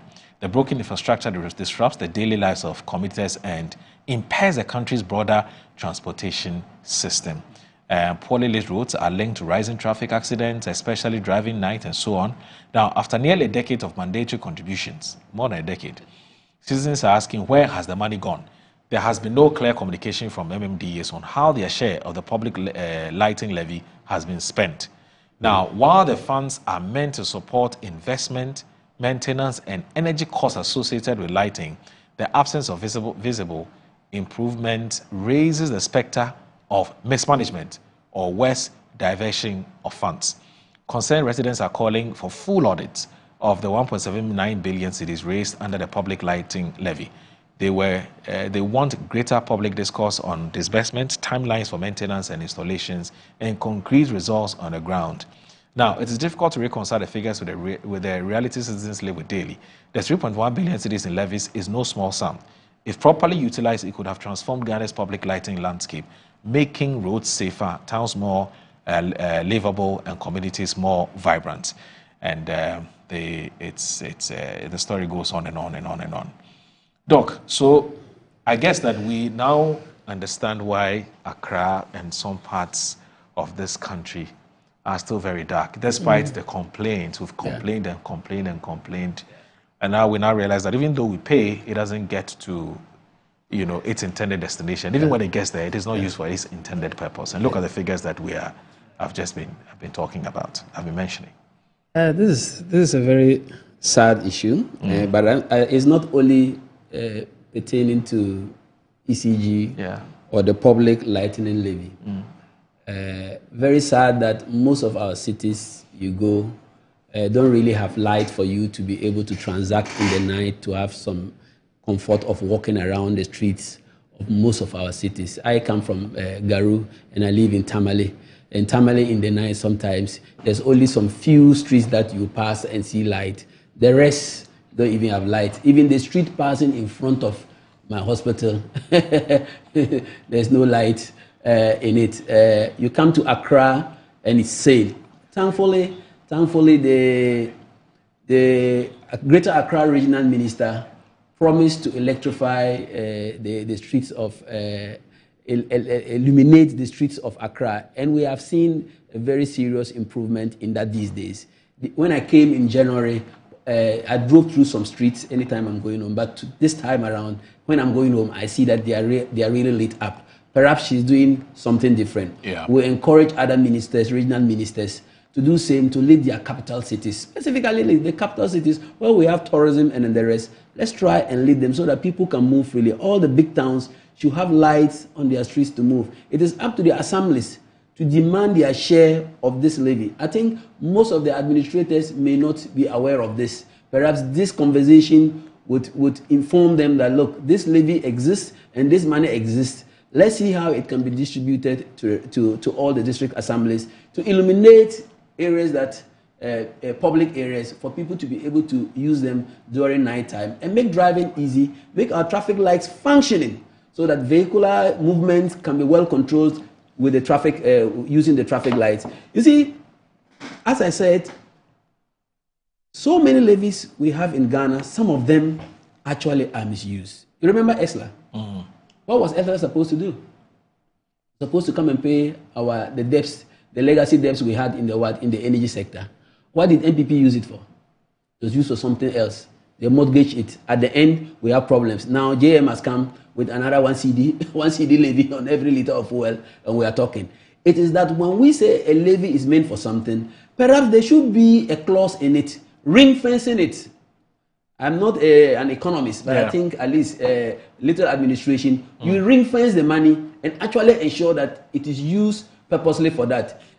We have toll booths in this country on our roads until the Mwako Atta came to suspend them. Remember, we had road tolls. Ask how much of the road tolls money was used on the roads. Even when you go to pay for the road toll, you drive on potholes within that particular portion to go and pay for the road toll and drive and pass. And the moment you leave that place, the road is bad. If we think that we are going to put on levies to resolve a problem, Ghanaians, let's all come together to ensure that that money is used for that purpose. Then if there's another thing that you want to put a levy for it, once you have used the first levy to execute the project that you have put it in for, like you say, we are putting this in for road toll to devolve our roads, and you build very beautiful asphalt roads, and I pay and I'm moving smoothly. Tomorrow you say, okay, we are going to put a levy to make sure that all the streets along the roads that we are driving have lights. Then you put the levy and people pay, and they see that all the streets have lights. The next time you say we want to put water pipes along the roads, when you are walking, you can fetch water and drink. People will pay, because that is what is happening in the developed countries. You go to Europe when it's summertime, they open fountains with cold water. Where is it coming from? It's coming from levies. Levies are not bad. It is if you don't use it for the purpose for which you brought them, that is when people have problem with it. And they'll tend not to be happy. Just like the one who did this investigation. He's not happy because he's paying a levy, and I'm equally paying, but I don't have street lights. I tell you, in front, a very busy street, in front of a hospital, there's no light. I have to illuminate it so that people can drive safely and pass. Let's have a change in misappropriating funds. It may not be that they've stolen the money. It could be that they have used it for another purpose. That's a diversion. That is a diversion. But that was not what you told Ghanaians you were going to use it for. To me, I believe that national health insurance money should be used for the health sector. I believe that road tolls should be used for the what? The road sector. I believe that public lightning levy should be used for what? To lit the streets so that people will enjoy the benefits of it. Let's take you and your father at home. You say, look, let's gather money and build a nice swimming pool. Then he takes the money and goes and does something with it that he didn't build the pool. Next time he says, let's gather money and do something, build the summer house. Will you contribute? Yeah. You won't contribute. So I would say that it is sometimes the misuse, the misdiversion of monies that people don't like. Not only corruption, but diverting money meant for something that will help us. People don't like it. And I particularly, I'm not happy that they have made all this amount, and the money is not being released for the purpose it is meant for. You're driving through some important corners in Accra where you have so many houses, and even if they themselves want to gather money and buy street lights and fix, if you take off this levy and say buy street light and fix, they can even do it and do it better. True. How do you then get this levy done? The money is being deducted. Anytime you go to buy electricity, you have to pay for it, and at the end, there's no street light. I still walk in darkness. I wouldn't agree to that. So illuminating our streets in all our cities is very much important, because we are talking of tourism into our country. No tourist would like to come and be walking in dark streets. Even we, the natives, we don't walk in dark streets. So if they want to check about illumination of streets in Accra before I come to Ghana, and I Google and the report is like what we have just read, you read this report, definitely you will not come to Ghana. You go somewhere else. If you go to a hotel, the moment you come out of the hotel, the street is dark. You can't move. No tourist will come here. So I think it's a good call. It's a good investigation piece. It's with government to ensure that money that is meant for whatever purpose it was, the levy was brought to them, should be used for that purpose, so that we have consistency. And by doing that, we encourage citizens to pay any levy that we bring to Parliament, so that any levy that is passed in Parliament for people to pay. If we do that, Ghana will develop very fast. If we say we're going to put a levy, get fund to build schools, and the money is not being used to build schools, but rather you go and mortgage it and use the money to do something else, people will not be happy paying for get funds. We had COVID levy. Remember, we had COVID levy, and until 7th, until still on our books. January, March, that it's still in our books. Where is the COVID now? Okay, COVID has come now, so let's use it for it. You said you gave us free light, you gave us free electricity. At the end, you bill it for the lights, and you bill it for another COVID levy, and we are paying for it. Let's not make levies be used for other purposes. To me, my advice to government is that let's use the levies we collect for the purposes for which we pass those bills in Parliament for them to be collected. That is what you know. It's not the first time we've heard about levies that have been collected but are not used for its intended purposes. Yeah. You know, like you said, we have the case of ESLA. Yeah. We have the case of the NHIL. Yeah. And then we have this. And I'm sure there are other levies that we've been collecting which we've not been used for the purpose for which we're collecting them. Now, I ask myself, is it the case that we do not punish, you know, public officials for either diverting or misappropriating these levies that are collected? Is that the reason why we keep seeing the repetition of this?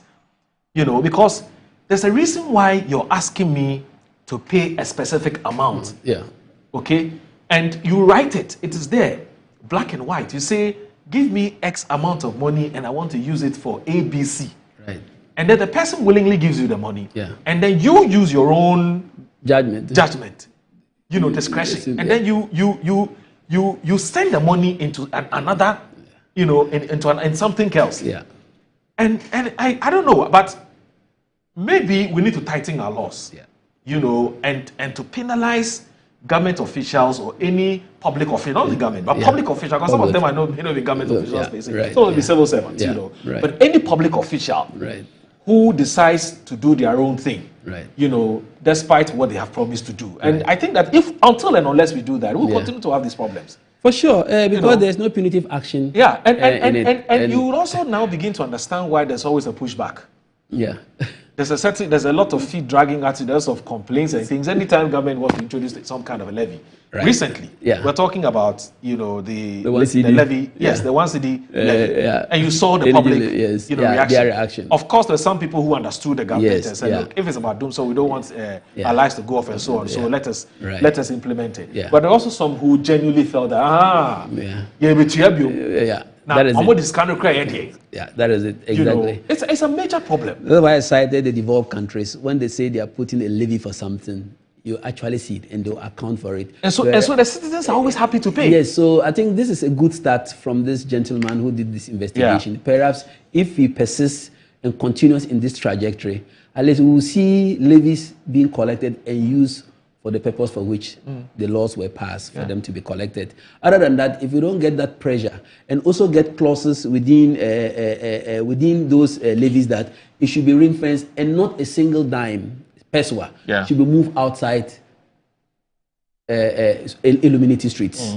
If it is meant for providing water for a community and that levy is being collected, not a cedi should be moved out from there. It should be used for that purpose. If there's excess, then that is when perhaps we'll think of, but there can never be excess because look how many streets do we have in Ghana? How many of them have been lit?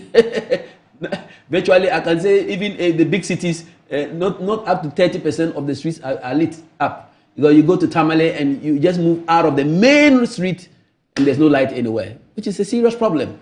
So I think that there should be some punitive action, as you have suggested, meted out to those who divert some funds, some particular funds, into other projects which they were not meant for, so that we actually let people enjoy the reason why a levy is being implemented for them to pay. Because it's pathetic. We need very safe roads, safe streets, good traffic lights, so that at least when you are driving, you know there's this. But even with that, Ghanaians, once you do it well, just like the developed countries, Ghanaians would pay. Do you think that, and maybe we'll take a break, but before we do that, let me just ask you this question. I need you to ponder over it before we come back. Now, do you think that perhaps if we enhance or we increase the powers of the Auditor General, because oftentimes it's the Auditor General that flags some of these things, you know, if we increase the powers of the Auditor General for the purposes of fighting corruption and enhancing accountability,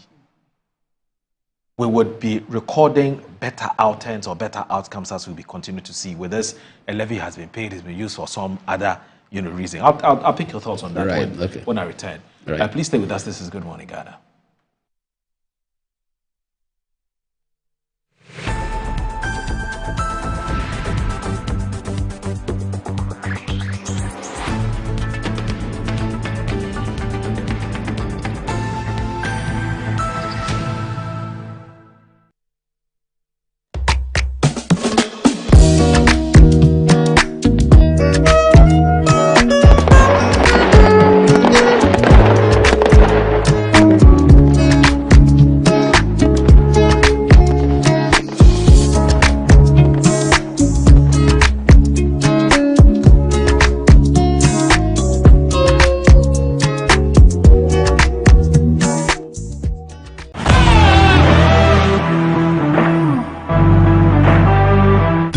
Car Center in Ghana, offering unparalleled round-the-clock service in autos and accessories.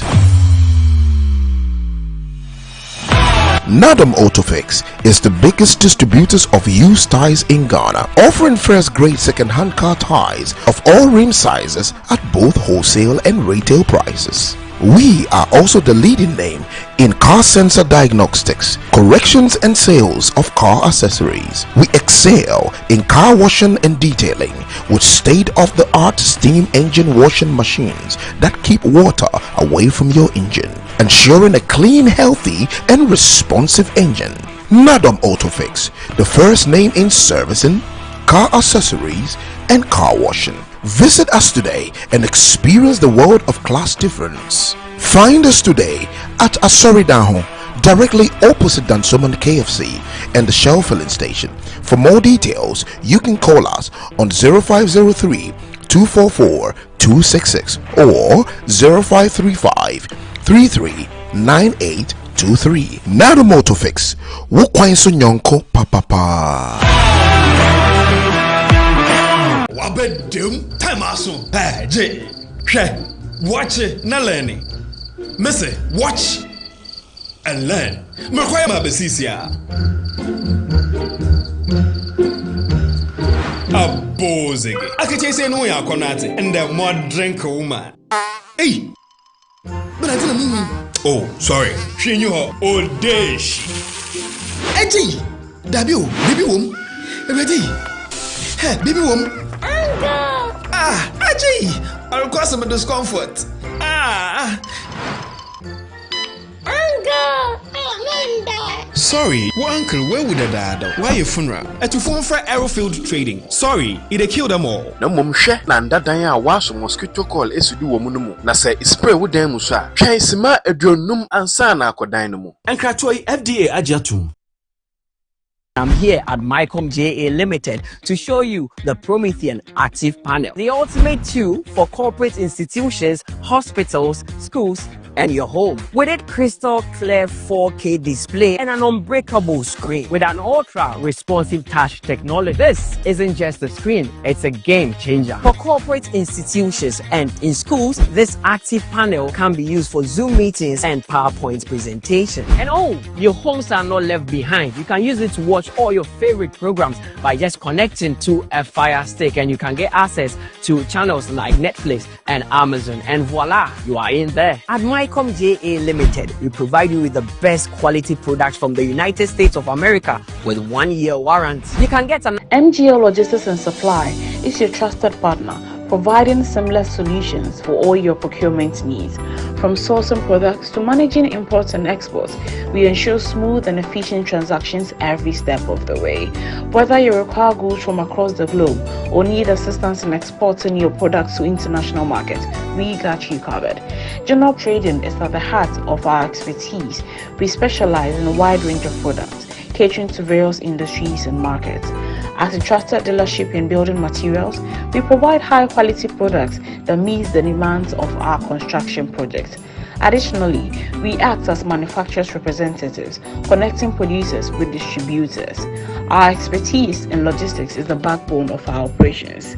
We plan and execute transportation and delivery of goods, ensuring they reach their destination on time and in optimal condition. MGO Logistics and Supply, guaranteed satisfaction. Where to get polytank? Oh, and you're fine. Go straight. Oh, I want to left, right. And you press right. Ghana na ye wono. So when you do more, and ye data. Who knows? Abe, na ye. Me pe polytank ato. Enu ti na me nua ba yo super bia me na ba yo. O fu ke bia, e enjoy ye kura. Akuya bulambo kotoman. Emu ha. Like they take took my eyes. Them to me go to the distributor and you give the original polytank. Polytank, you hear the sound? Polytank, Papananka Sankasa.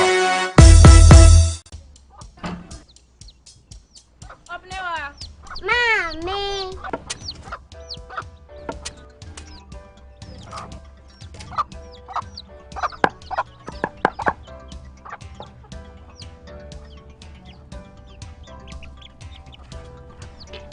Michelle say, fe.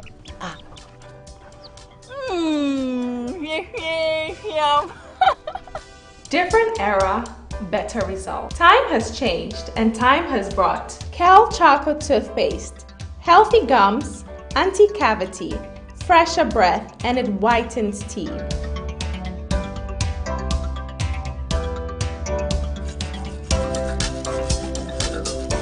Kel Chocolate Toothpaste. Sankofa. Yenchi.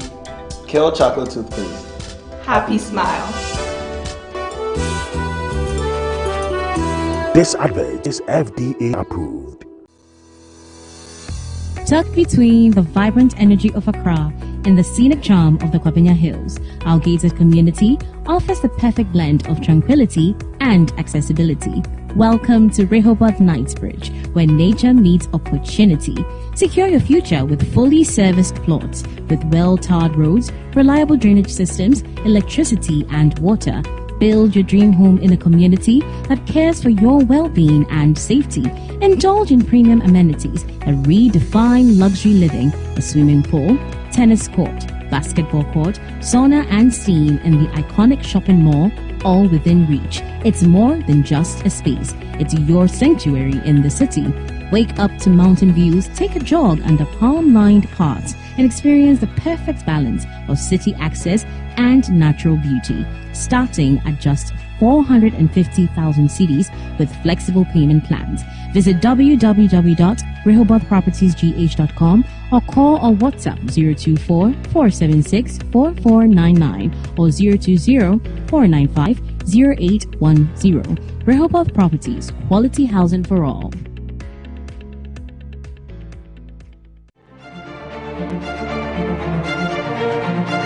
Smart, bold, unapologetic. This is Annie Ampafo.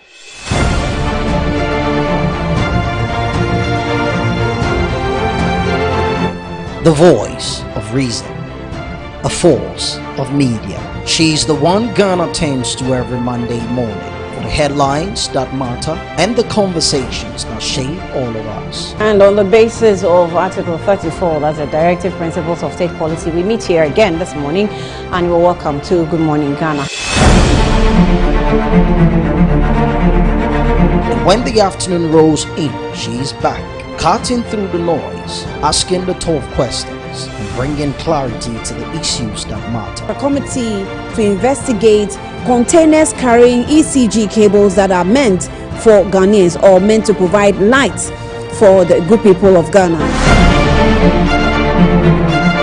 In the morning, in the afternoon, Annie Ampofo isn't just reporting the news. She's shaping the conversations that shape all of us. Annie Ampofo, smart, fearless, unmatched, only on Metro TV.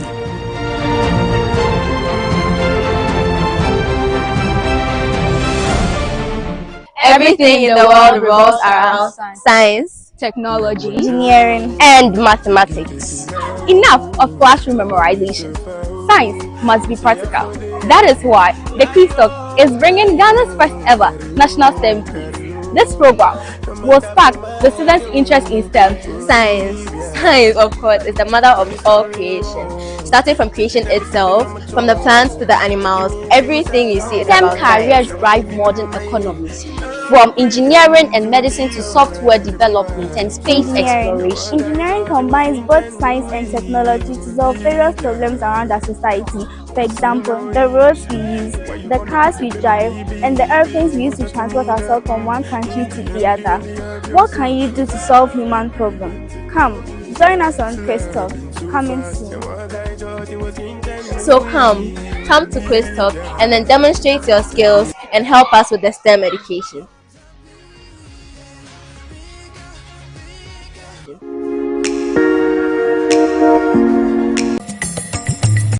Fifra ye free nyina ye de obedientia de ya fugia ne aduane saasro pintin bi aseda o me de ye di koye mu ne de awie nyina na makuafo modem so won fifre so ne enya bidio na so bate aseman Ghana mu a akuafo akoya abo pupu obo wasio na so da su kache wona sam fifre mama mu nyina nya bidie na nso mpuntudwo mu aka akiri pa ekwan ben ne befa so ama akuafo fifre ho abanfa so de aban hyehye ne dwumadi ahodo ode bre akuafo no bo wote ase Feed Ghana ye den na nkokọ ketenkete so mfaso ama akuafo so ye den we inti na hyehye dwumadi esunkwa ya to ne akuafo mo ye de bro Original TV and Metro TV so dwumadi beba akwanya ama mpanyimfo animdi ewa abafukaye mu akire wadwen ye je akuafo ha no amane akogye mu aye e de free abamu mpanyimfo ho enimi ni ehia akuafo nyonko samo honto eda joada enwumre no nso kosi ne no nwotwe e Original TV so saanso na da yawada enwumre no nwotwe kosi no nkono e Metro TV so akuafo mo Ghana akuafo abomode na yempene wo.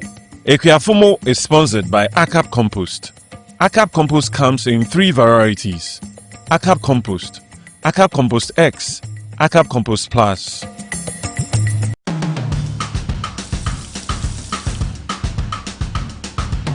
Welcome to Cook Africa, straight to the Ashanti region. Hey, we're talking about boys. You go back there tonight. Even a few days ago, you were offended. You and this character went Gavi. Ginger, the boy nako.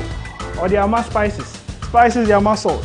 We bet him a chance. Or the ama money. Money they call. There be in Kosiache born. Welcome, go cake. So my grandma took care of me. Okay. So she actually taught me how to do it.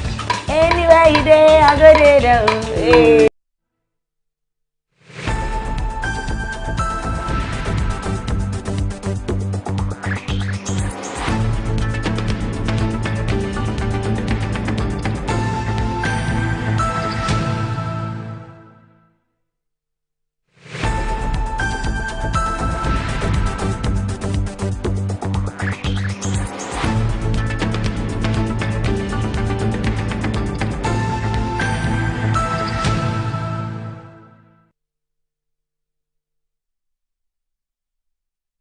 Live on Good Morning Ghana on Metro Television. With me this morning is Dr. Wensoma Anaba, is the MP for the good people of the Garu constituency.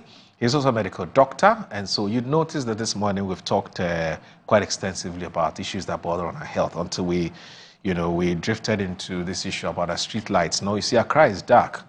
And most of you have complained, especially on social media. There's been a lot of complaints about why Accra is dark.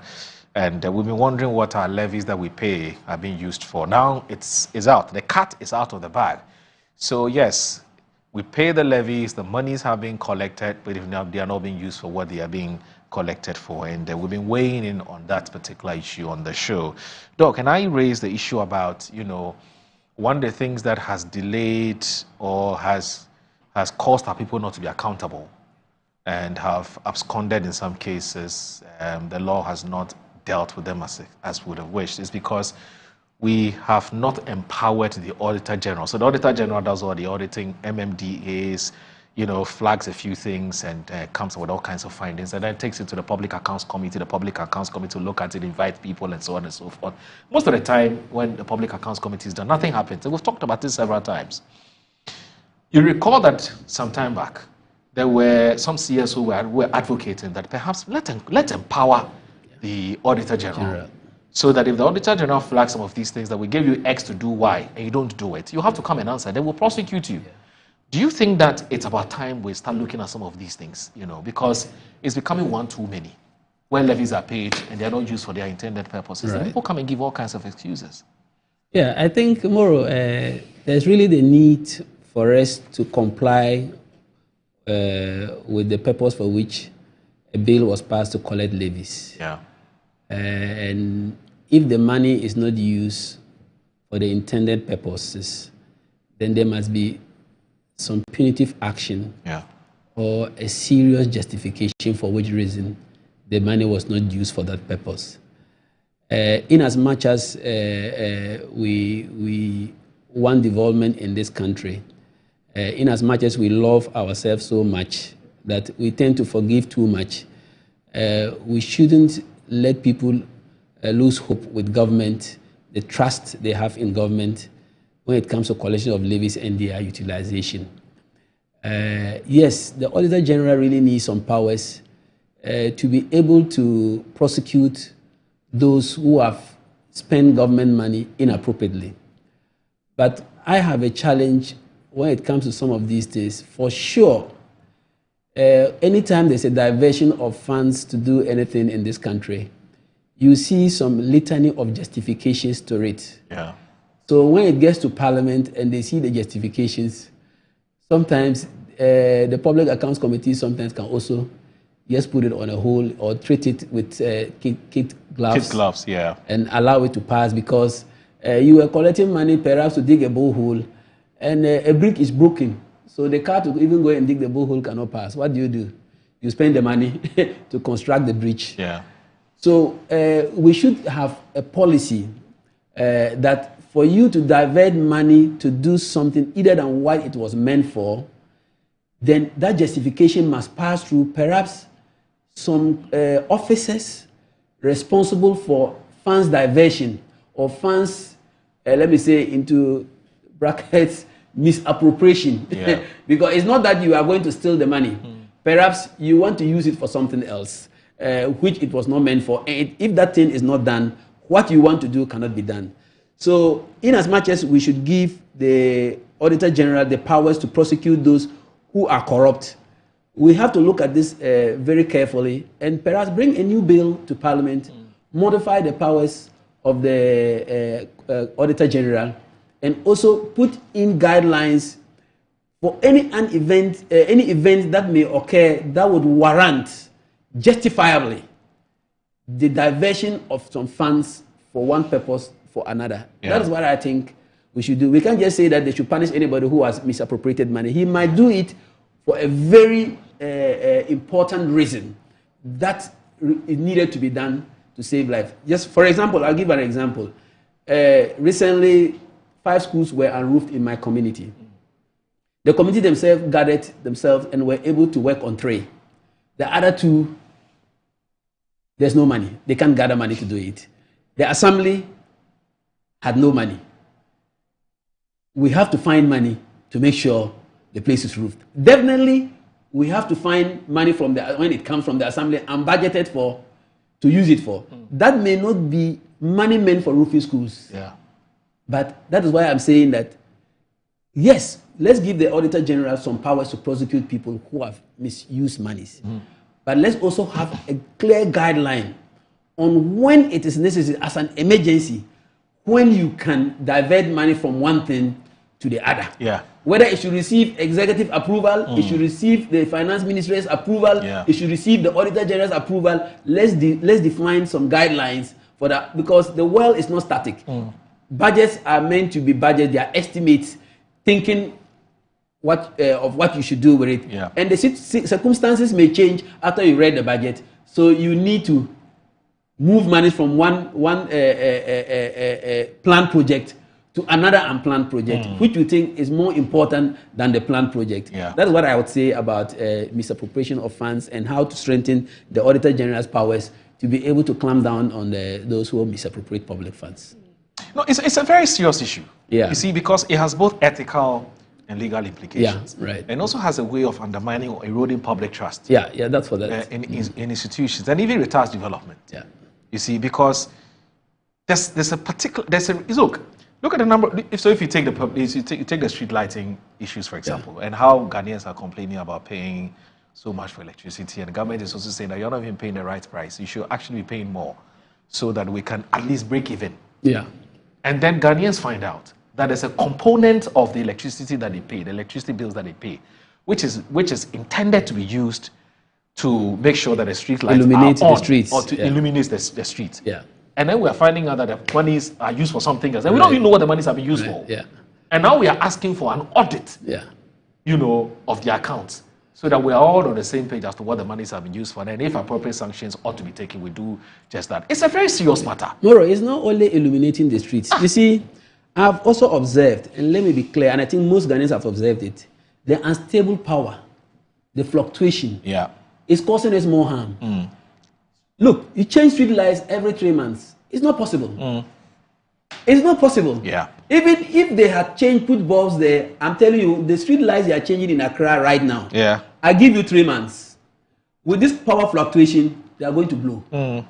That is why I think that we must tackle the root cause of why we don't have the street lights. If it is that the power is not stable and the street lights are burning and spoiling every 3 months and they have to put new ones, let's tackle it. That is why I'm not happy a company was given contract to ensure that we stabilize the power system in Ghana, and the almighty Ken had to do what he did by cancelling that contract for whatever reasons we don't know. And now our power is not stable. So I think that the work that the regional minister of Greater Accra is doing currently is laudable. But let's see how long those bulbs will last, because if the power is not stable, we'll blow off all the lights. That is not to say that we shouldn't spend the money to illuminate the street. If we think that we should use even the money to stabilize the power before we put the next bulb, I think it will be spending in the right direction. Yeah.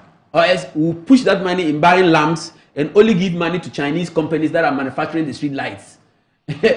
We went and give it to them, they give us the bulb, we put 3 months time, they are all blown, and we have to fix new ones and then the rest. Let's tackle the root cause so that the lamps that we buy and put on the street to illuminate them can last longer. I agree with you. That type of spending, misappropriation of spending, to me is justifiable. Yeah. And no one can can call anybody to ransom for that, because it is value for money that we are looking for in this case. So I understand you. I mean, sometimes some of the divested expenditure can be explained. Yeah, like in COVID, they diverted it for political campaign. That one there, they should be punished. The Palugu one, they diverted it in just soft cutting. That one they should be punished. So sometimes the diverted expenditure can be explained. Like the frontier came to make money here. Why they came to do a job. Why are you doing that? They came to make money. They came to make money. At the end, we Ghanaians are paying the tax. The 100 and something million they made. Yeah, but everybody makes money. Look, 100 and something million they made. Yes. And they had no track record of having a laboratory. They are not even a laboratory, not testing for COVID. They have no track record. And when they got the money, they went. And now we are taxing we Ghanaians to pay for COVID, when Nigerians have made the money and left the source of the country. You see, some of these things are the ones that we should really hold them to the fire. Okay. Because look, Frontier made money. Okay. Nuguchi could have done this money because Prof. Wandare and Kohu were at Nuguchi doing this serious work there. Could have made money for Ghanaians. And Ghanaians, they even hired Ghanaians who they just set up the company. Hired the same Ghanaians we said they were not competent to sit at the laboratory and do the testing for them. What group of people are we? What group of people are you? When we can benefit from something, we rather leave it for foreigners to benefit and go. Then later on we tax ourselves to pay for a foreigner to make money. Okay. All right, Doc. You were in Parliament yesterday. Yes. I mean, when I watched the vetting of the 7 judges, I didn't get the impression that the minority had any concerns with the judges who were being vetted. Yeah. You know, I thought it was a smooth process. Yeah. Very critical, relevant questions were asked. Yeah. And generally, the public thinks that the Appointment Committee of Parliament had... It's, I think, Appointment and Confirmation, or is this Appointment Committee? Appointment Committee. They bring it to Parliament for us to confirm, to approve. Oh, so it's just appointment. There's no confirmation? No, I thought no. it was appointment and confirmation. No, we just approve the president nomination. Yes. After the vetting has been done by Yeah. the Appointment committee, Okay. we approve what the work they have done. Right. It goes to president Yeah. for him to give the appointment and confirm. Okay. So the appointment committee of parliament, right? So we thought that generally was a good job. People were praising them and so on. Right. Never mind the back and forth sometimes that happens between Ahiago and Afenyo and Alexander Afenyo Markin. We're now used to it, Yeah, so right. we don't find anything wrong with that. But yesterday we're told there was a very heated debate in Parliament over the approval of the judges, Yes. and the minority, to the extent, in fact, the minority even decided to boycott it and said they don't want anything to. They want to have anything to do with the right. How do you call it, with the approval of the judges. Yes. Now, I think I saw the story in one of the papers. I've been wanting to, for some reason, it's just escaped me. But whilst I am looking for that story, walk us through exactly what were the concerns of the minority, and for which reason they did not want to be part of the approval of the 7 judges yesterday. What exactly were their concerns? Yeah, the concern of the minority was simple. 2 things. Yeah. The first one was that they brought it as a certificate of agency. When the vetting took place and they lay the report in the house. Okay, so before you go ahead, let me just read this Right. quickly. Let me just do this quickly. So if you look at today's Daily Post, it says that the Parliament approved 7 justices to the Supreme Court. Now, Parliament has approved all 7 appeal court judges nominated to the Supreme Court. The House approved the justices on Tuesday, June 24, 2025. After the 15th report of the appointment committee was adopted, the approved justices include Justice Dennis Dominic Ajay, Justice Bill Simon Subare. Yeah, Subare. Subare. Okay. Justice Senator Justice Kwekutewia Akabuafu, and Justice Philip Bright Mensah. The rest are Justice Janapari Battles Kojo, and Justice Hafisatu Ameloboba. Chairman of the committee, Bernard Ahiafo, while reading the report before the House, said all MEP members on the committee voted against the approval of all the 7 nominees, but the majority members voted in favor of the nominees. The members of the National Democratic Congress, the majority, however, voted in favor of all the nominees. The committee therefore recommends to the House by a majority decision the adoption of this report and the approval of all 7 justices. This brings the number of Supreme Court justices to 20. According to the chairman of the committee, by recommendation, all the nominees possess the requisite qualification, judicial commitment to constitutional values expected of justices of the Supreme Court. Upon careful deliberation, the committee knows that all the nominees demonstrated outstanding competence, deep knowledge of the law, and firm ground of judicial ethics. They addressed questions posed by the committee with professionalism, clarity, and intellectual rigor, reflecting their capacity to uphold the integrity, independence, and dignity of the highest court of the land. I have said on the floor of the House before the report was adopted, and the minority leader Alexander Afenyo Markin attempted to block the laying and consideration of the report of the appointment committee of the president's nominations for appointment as justices of the Supreme Court. Mr. Speaker, don't be inclined into granting the request by the majority leader for the report to be considered. We need to thoroughly read the report. However, the Speaker ruled that the motion be adopted in accordance with the standing orders of the House. The vetting of all 7 nominees began on Monday, June 16, and ended on Friday, and it goes on and on and on and on and on. So that's how today's Daily Post reported it. Right. Yeah, so what exactly happened from how you saw it? So when a report is brought to Parliament, it's late, it is given 2 days for it to be perused. Okay. And then for members to decide by voting. It can also be brought under certificate of urgency. It can be laid that day and moved that day and voted for that day. You've already heard what they did at the committee level. Okay. That all MPP members voted, were not in favor of them being passed, despite the fact that they eulogized the judges during the debate. All the judges, they had no problem with any of them. Their only problem was that they were bringing it under certificate of urgency. Okay. This is the case at the committee level. You had already opposed their approval. Yeah. What would be the reason for us to wait for you to decide when we should approve them. So we decided, NDC decided that, okay, if you have already washed your hands by saying that we shouldn't approve them, then in the plenary, definitely you are going to say you don't want them. So the party decided, our caucus decided that let's give them the approval to go and do the work. One important thing you should notice is that they argued that they brought into 5 nominees in the last parliament, and it was not, they were not approved. They couldn't bring them for approval. But it was so, they were so, the majority leader demonstrated to us that that was not the case. They had 2 people they vetted, and they ended up that they should bring them to the plenary for them to vote on them, and they themselves shelved the report. They didn't present it to the floor for it to be voted upon. So it doesn't mean that NDC members rejected those 2 judges. And no, interestingly, there were 2 of those judges you're talking about who were vetted before the elections. Yes. 2 of them, I think Justice Saribochi or something, and Justice, what's the name? Chamberlain. Yeah, the 2 of them were there. Yeah. And I thought it was beautiful. Yes. Because you'd have thought that they would have felt, you know, how do you call it? That felt hurt that they didn't get to be approved. And then there's another crop of people, and so they would probably just wash their hands off. But they were there. They were there. You know, and I thought it was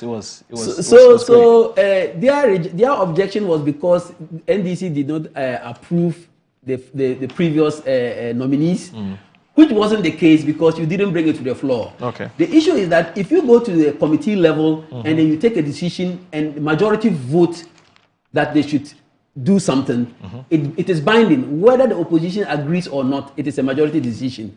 If it is that they should bring it to plenary for plenary to decide finally whether they should be approved or not, you cannot say that they shouldn't bring it to plenary. If you fail to do that the previous sitting, the previous parliament, and it was not done for you, NDC decided that we'll still bring them to the plenary, despite the fact that you have objected for their approval.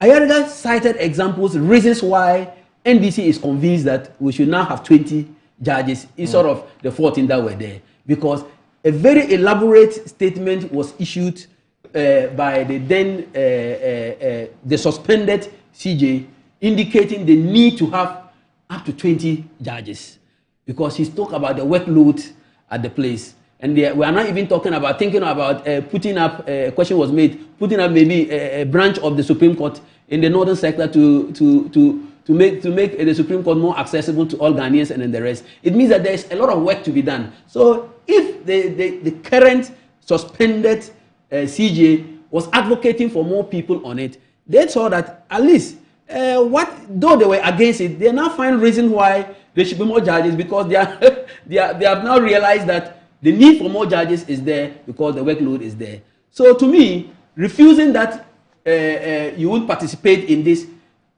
on the floor of Parliament was something that we already preempted, because in the committee level, you did not approve of their approval. So what will you do when you come to the floor? You definitely not approve. You definitely not vote for their approval. But we on our side needed to approve them so that they can go and start work, because we are in a reset agenda.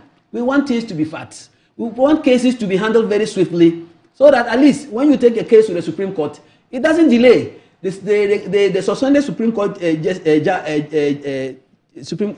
Chief Justice said that he needed to set up some teams so that when work comes, they are able to execute it very fast. And we want things to be executed very fast, so that a case doesn't go to the Supreme Court and lie for several months and months and months. You mean the acting CJ? The acting CJ. Yes. No. The suspended CJ made that recommendation. Oh, you mean she? Oh, of course, yes, of course. She made that recommendation. She justified why we needed more. Yes. People. So if she justified that proposal, if you gave us a justification for impaneling more judges, and you are defending her for being suspended, it means that you have to defend her proposal. Yes. Afenyo has to defend the CJ's proposal of elevating the numbers from the 14 to 20, instead of kicking against it. Now that we are doing what she proposed, why are we against it? Look, I think there are more serious things that they should engage themselves into. Right.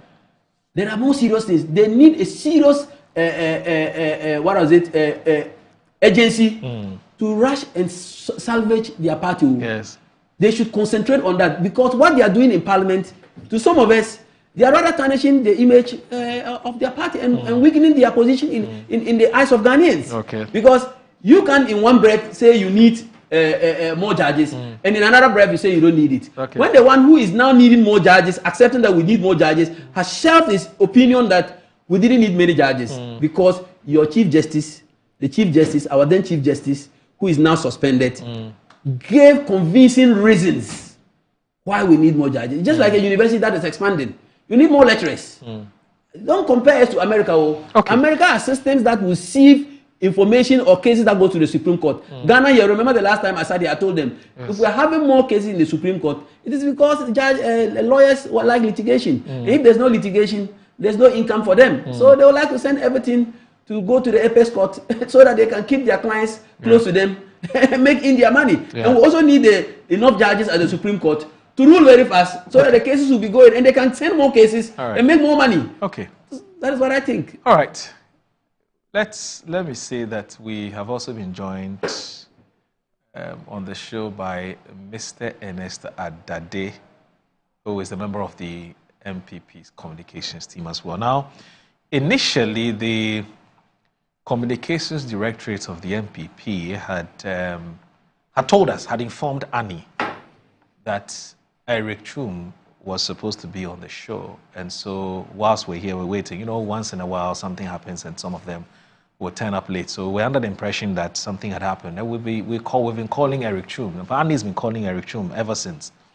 And there's no response. And so she got in touch with the communications directorate. So I don't want to mention names here, but she got in touch with the leadership of the parties, the MPP's communications directorate. And they promised her that they were going to quickly work on getting her a replacement. And till now, I don't know whether Ernest Adade's appearance is something that I don't have that communication from Annie yet. It was something that was worked, was orchestrated by the leadership of the communication directorate. But what I do know is that Annie's been working tirelessly to try and get a replacement. So I don't know whether Ernest's appearance here is based on her personal relationship with him as very good friends. That's why he's here, or this is by the party.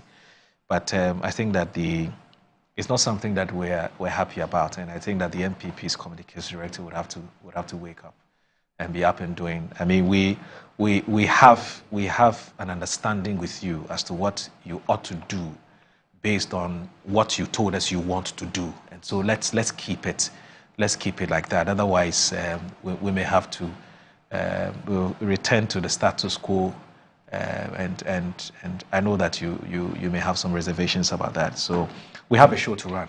That's the whole point. We have a show to run, and we'll do everything possible to make sure that we protect the standards and the quality of the show. So please, let's do this, and let's do it well. Anyway, so Ernest Adade is here. Ernest, you know, I'm always happy to see you. You're a fantastic man, and so thanks for joining us. Thank you, Moro. Good morning. Good morning. And I hope the family is doing well. Good morning. Yes. Good morning. How are you? I think it's my first time. Sure, me too. My first time meeting you on the show. Then I should be right. Yes. So sorry, I'm a friend of the show. All right. Yes. Any day. But sorry for the inconvenience. You know, no, things it's fine. from time to time. It's not only you. I'm not here for you alone, but also for my party. There's a lot of activity going on. Right. Before I begin, let me also greet our cherished viewers and people who might be listening on radio. You have a radio? Yes, 94.1. That's fine. So anybody listening to. Unfortunately, I was somewhere else before I had to come here. But there's a lot of activity within the party circles, and therefore a lot of people might be engaged one way or the other. You know, we are inaugurating or launching the PI today. That's the Patriotic Institute today. Oh, you're launching it today? Yes, today. You mean your ideology school? Yes. Okay. So there's a lot of activity going on, and I think that could also. I don't know the reason why your originally scheduled person couldn't make it, but there are so many reasons why the fellow wouldn't have been able to make it. And anytime, if the information goes early, more often than not, you will have a replacement in time.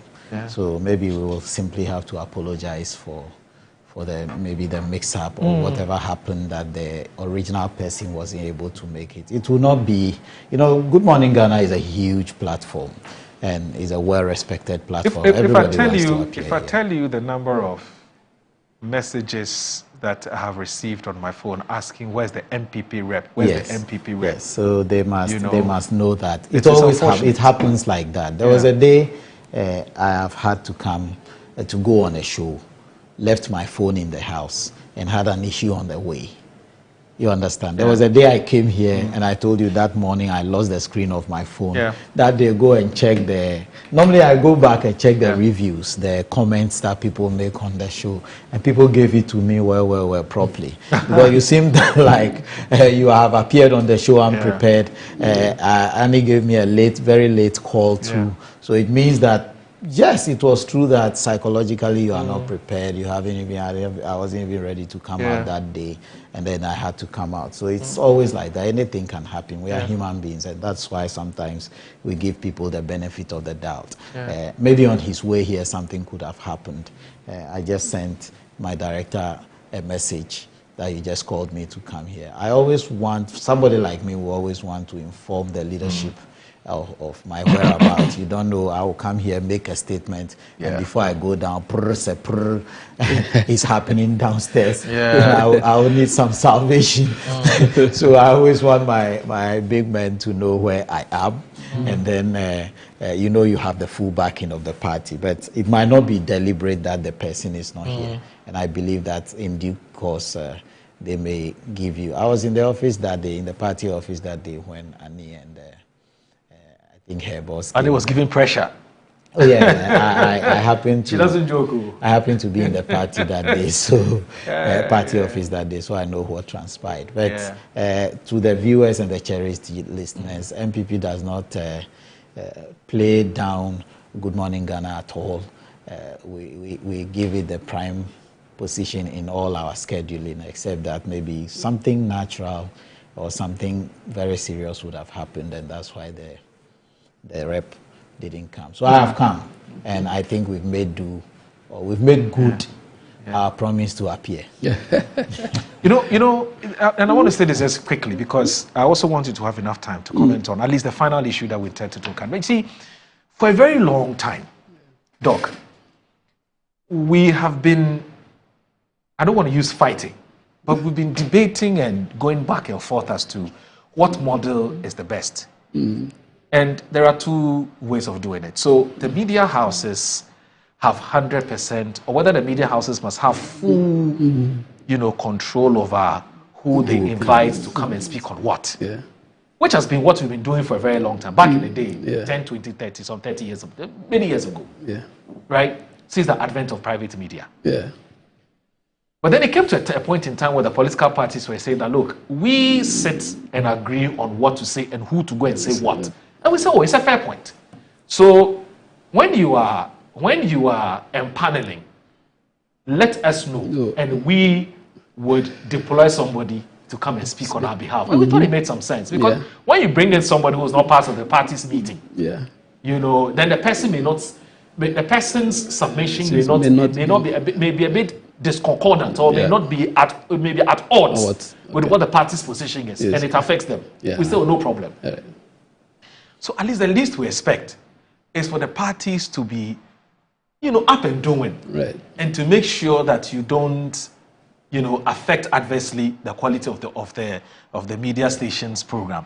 Because we've given you unfettered, freedom and everything to bring somebody to bring somebody. Because if we are calling the people don't disappoint. Moro. Do you get the point? Please, you know what is happening now in MPP? Oh, Doc. No, you know. Oh, really? Yeah, there's something there are camps. Oh, no. That's not it. And the current leadership know the camp they belong to. So if perhaps you are not in the current leadership camp and you are coming in, you are in another camp, you have problems. They'll have problems in assigning you. No, I don't. The party is not well united to coordinate their activities. Oh no, Doc, I don't think. The party is not. I don't think so. Doc, look. I think they're right. Maybe I have always advised the NDC to take Atta Mills's advice. Oh, do you remember but you the don't advice? take. Do you fear Simple. Do you know why? The NDC had been in a worse situation. No, but that was a foreign policy. That wasn't a domestic policy. Which foreign policy? We never had. When the game attack came. Please. So that's a foreign policy. No. I'm saying he advised them. You think your communication... Just extend the knowledge that you have been advised to stay and think of yourself. Remove the lock on your eyes. We know what's happening. Let me tell you. Let me disprove or let me lay the fears of our viewers. Oh, you can't lay the fear. What you are calling camps are normal. I just granted an so interview on this. What you call camps? Ours have never culminated in a bantam and the exchange of blows. It's never happened. Hey, Wale, there was there was election. They punched somebody's eye. It never happened. He nearly lost his eye. Our congresses have always been smooth. Northeast compared to Koforidua. You remember Koforidua? Koforidua Congress. Francis people receive so people have to, so multiple parties have to come out of the who used the phrase showdown? Who used the phrase showdown? No. But that was who used the phrase showdown? And what happened in the Northeast? His name is Akompreku. Akom is not blues. Akom is showing what you can deliver. Right. So, Doc, we are advising the NDC. We are saying that this our race is a normal context. And just this morning, I was telling one station. He's confirming there's going to be a race now. Oh, of course, we all know there's going to be a race. Oh. There's going to be a race. So you have it before you say. Has never had a Swedu declaration. Oh, never. Nobody has ever raised anybody's hand that this is my beloved son in whom I'm well pleased. Follow him. You wait. It doesn't happen next in week. the NPP. Wait and see next week. Even if I or the president has somebody he feels should be, we still go through the contest, and the contest will happen. And when the contest happens, I am telling you. You remember, you just mentioned showdown, right? Yes. When you heard the showdown, everybody thought we were going to go down the drain. After that, the showdown kingpin himself came out and said, yes, we have gone through what I wanted is for us to have a free and fair election. We have a free and fair election. Did you have it? I accept it, and God bless. Did you have a free and fair election? But that is what happened. Did you have a free and fair election? You have something when you people want lost to tell the viewers. Some people nearly lost their eyes. But the conversation here this morning is that the MPP knows that there is a race. Since 1992, we have never had a declaration or an acclamation per se. We have always gone through the race, and where when Alan realized that, even going forward, I may not go through or whatever, he said, I agree. Let my big brother go. But he left the party. 2024. Not then. No, let's talk about now, please. Forget about those years. The conversation is not about whether somebody left or not. Your conversation was... You can't use your finger to cover the sun. Don't use your finger to cover the sun. Your conversation is that there's going to be a fight. And I am telling the viewers and the listeners all over the world that... There won't be any fight. I didn't say fight. Did I say fight? No. I said camps. The camp issue is causing this assignment problem. You are not united. So the communication officer has a camp. The communication officer belongs to a camp. And it's obvious. He belongs to the camp that contested in the last elections. It's not conjecture. So therefore, he won't assign anybody he thinks that he's coming to talk on behalf of another person. That is doctor's level. How do you know this? Doc, at your level, TV stations. Pure conjecture. You've been to TV stations. I've been to other TV stations and I've met people. You've had conversations with them. Their statements don't fall in line with don't make some people happy. It's making other people unhappy. No, what I'm saying is, do you know the camp I belong to? Do you know the camp somebody else belongs to? There are a group of people who, within this party, I haven't heard any of the communicators, the directors, apart from somebody like Nana Kumia, who we know he had always been a Dr. Bawumia proponent, he continues to be, and a few others. The rest, everybody has adopted what I told you last week. On Friday, I told you that majority of us believe that, especially the people playing the referee role, let us remain as neutral as possible. As neutral as possible, because if the outcomes, we are going to select only one leader. Politics, there's no neutrality. We are going to select only, yes, everybody will have a place. But what I'm saying, I said let's be as neutral as what? Possible. We are whatever we do, one person will emerge. Sure, not that one here. If the one person emerges, and the one person believes, like Kennedy Japan last election, believed that the process was free and fair, he will accept. If somebody believes that the process was skewed towards somebody, he will have challenges. So our position becomes it becomes a problem. Even campaigning becomes a problem. Our party will set in because my group, if Doc were MPP, Doc's group will not campaign for me if he feels that they cheated him to give me the position. We, the MPP, understand this, and we are following the specific instructions and action. So whether Doc will come with the conspiracy theorist aspect, or they will want to wear the shirt, they will sew a shirt and wear it for us. That's their problem. But we will come out. Let me ask you this, and viewers, we apologize for this, and it's just the way today's show has gone. You know, before we went on that break, we were having a conversation about the approval of the Supreme Court judges and the minority's decision to boycott it, you know.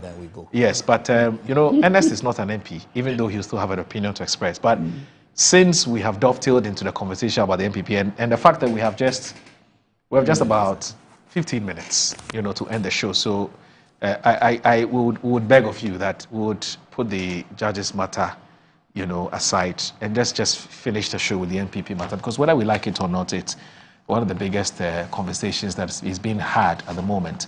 So we'll have some other time, you know, to look at the issue of the judges and the minorities' concerns as to for which reason they are boycotting it. But do you think that, Ernest, even when it comes to party communicators, you must also remain neutral? No. They can't be.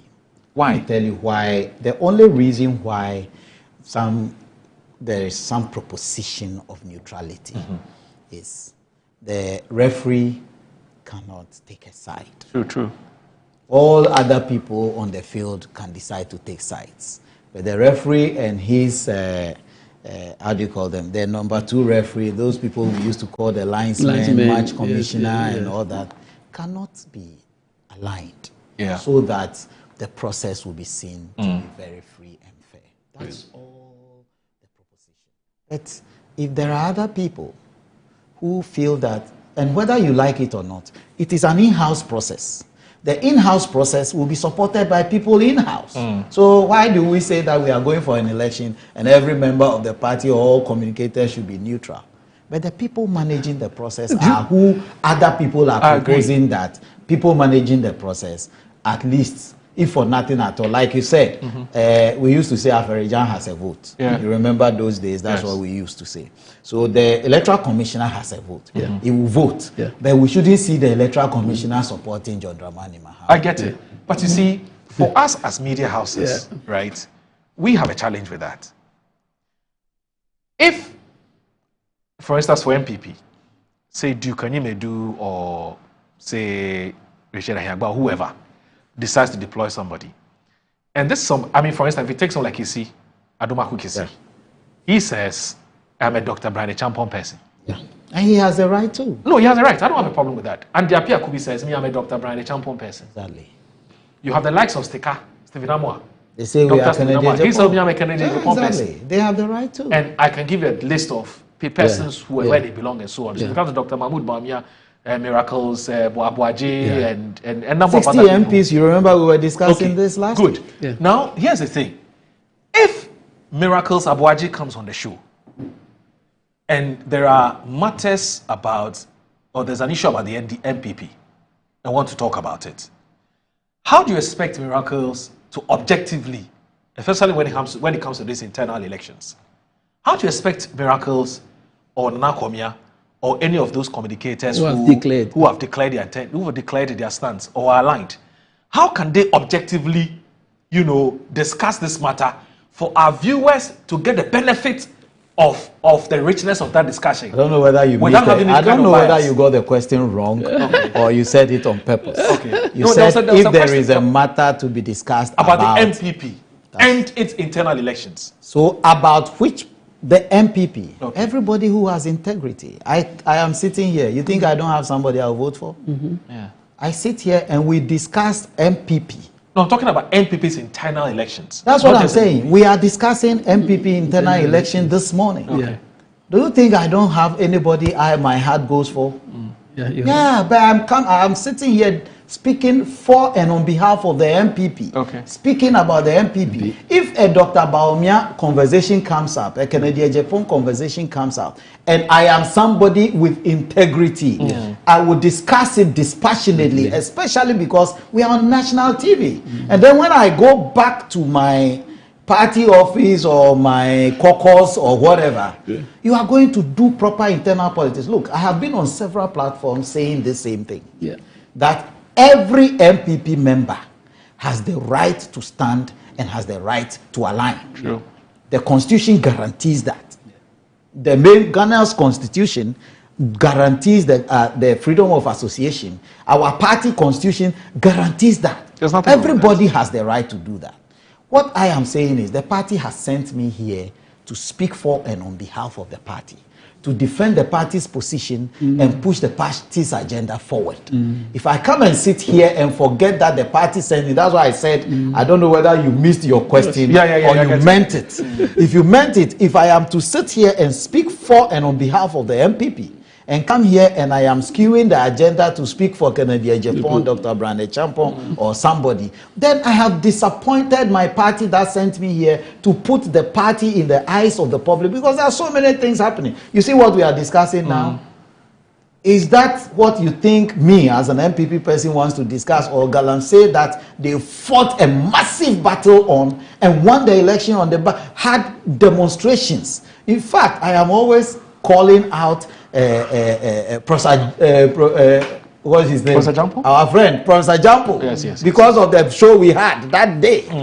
You understand? Calling him out because the kind of argument he put up. And now the rivers that you said are muddy. In fact, now are drying up. So they've gone beyond being mud to be rock. Have you seen today's insight? No, I haven't seen it. There's no time for you to comment on it. But this is what today's Is that illegal miners plea? Yes. Yesterday I held someone to this. I didn't even see it. But I held him to the fact that how do you prevent people from doing illegal mining? You think the military, we have been sending the military operation something. I have forgotten all the operations. We sent military, we sent police, we had special task force. Were they able to do it? In fact, now all you need to do, Galamsey, today is a party card. You saw the party chairman flash a party card and the military man and all his team and their guns drop. That is what is happening. So, Moro, what we are saying is there are those issues. But me, as for my party, we have always been in such contests. The contests have always been hot.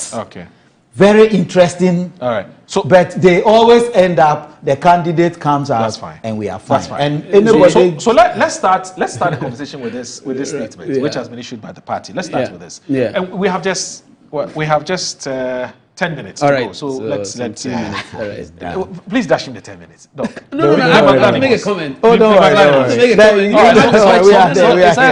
immediate release. They are giving black out to other candidates, aligned persons. That is what they are going to do. You see, they are fond of doing it, and they have been doing it.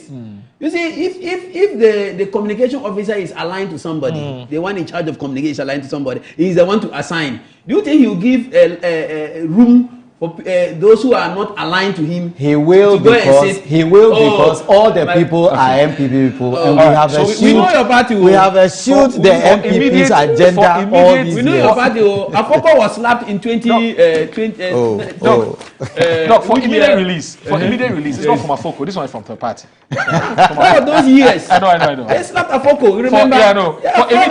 For immediate release. Yes. This one is for you. You know you are not a member of the MPP. It says New Patriotic Party to invite all presidential hopefuls takes disciplinary action against Bono Regional Chairman, Mr. Kwame Bafo Elias Abronye. Yes. The National Steering Committee of the New Patriotic Party is at its meeting on Tuesday, June 24, 2025, resolved as follows. 1. To invite all personalities who have so far publicly declared their intentions to contest in the forthcoming MPP presidential primary to a joint meeting with the Steering Committee and the National Council of Elders.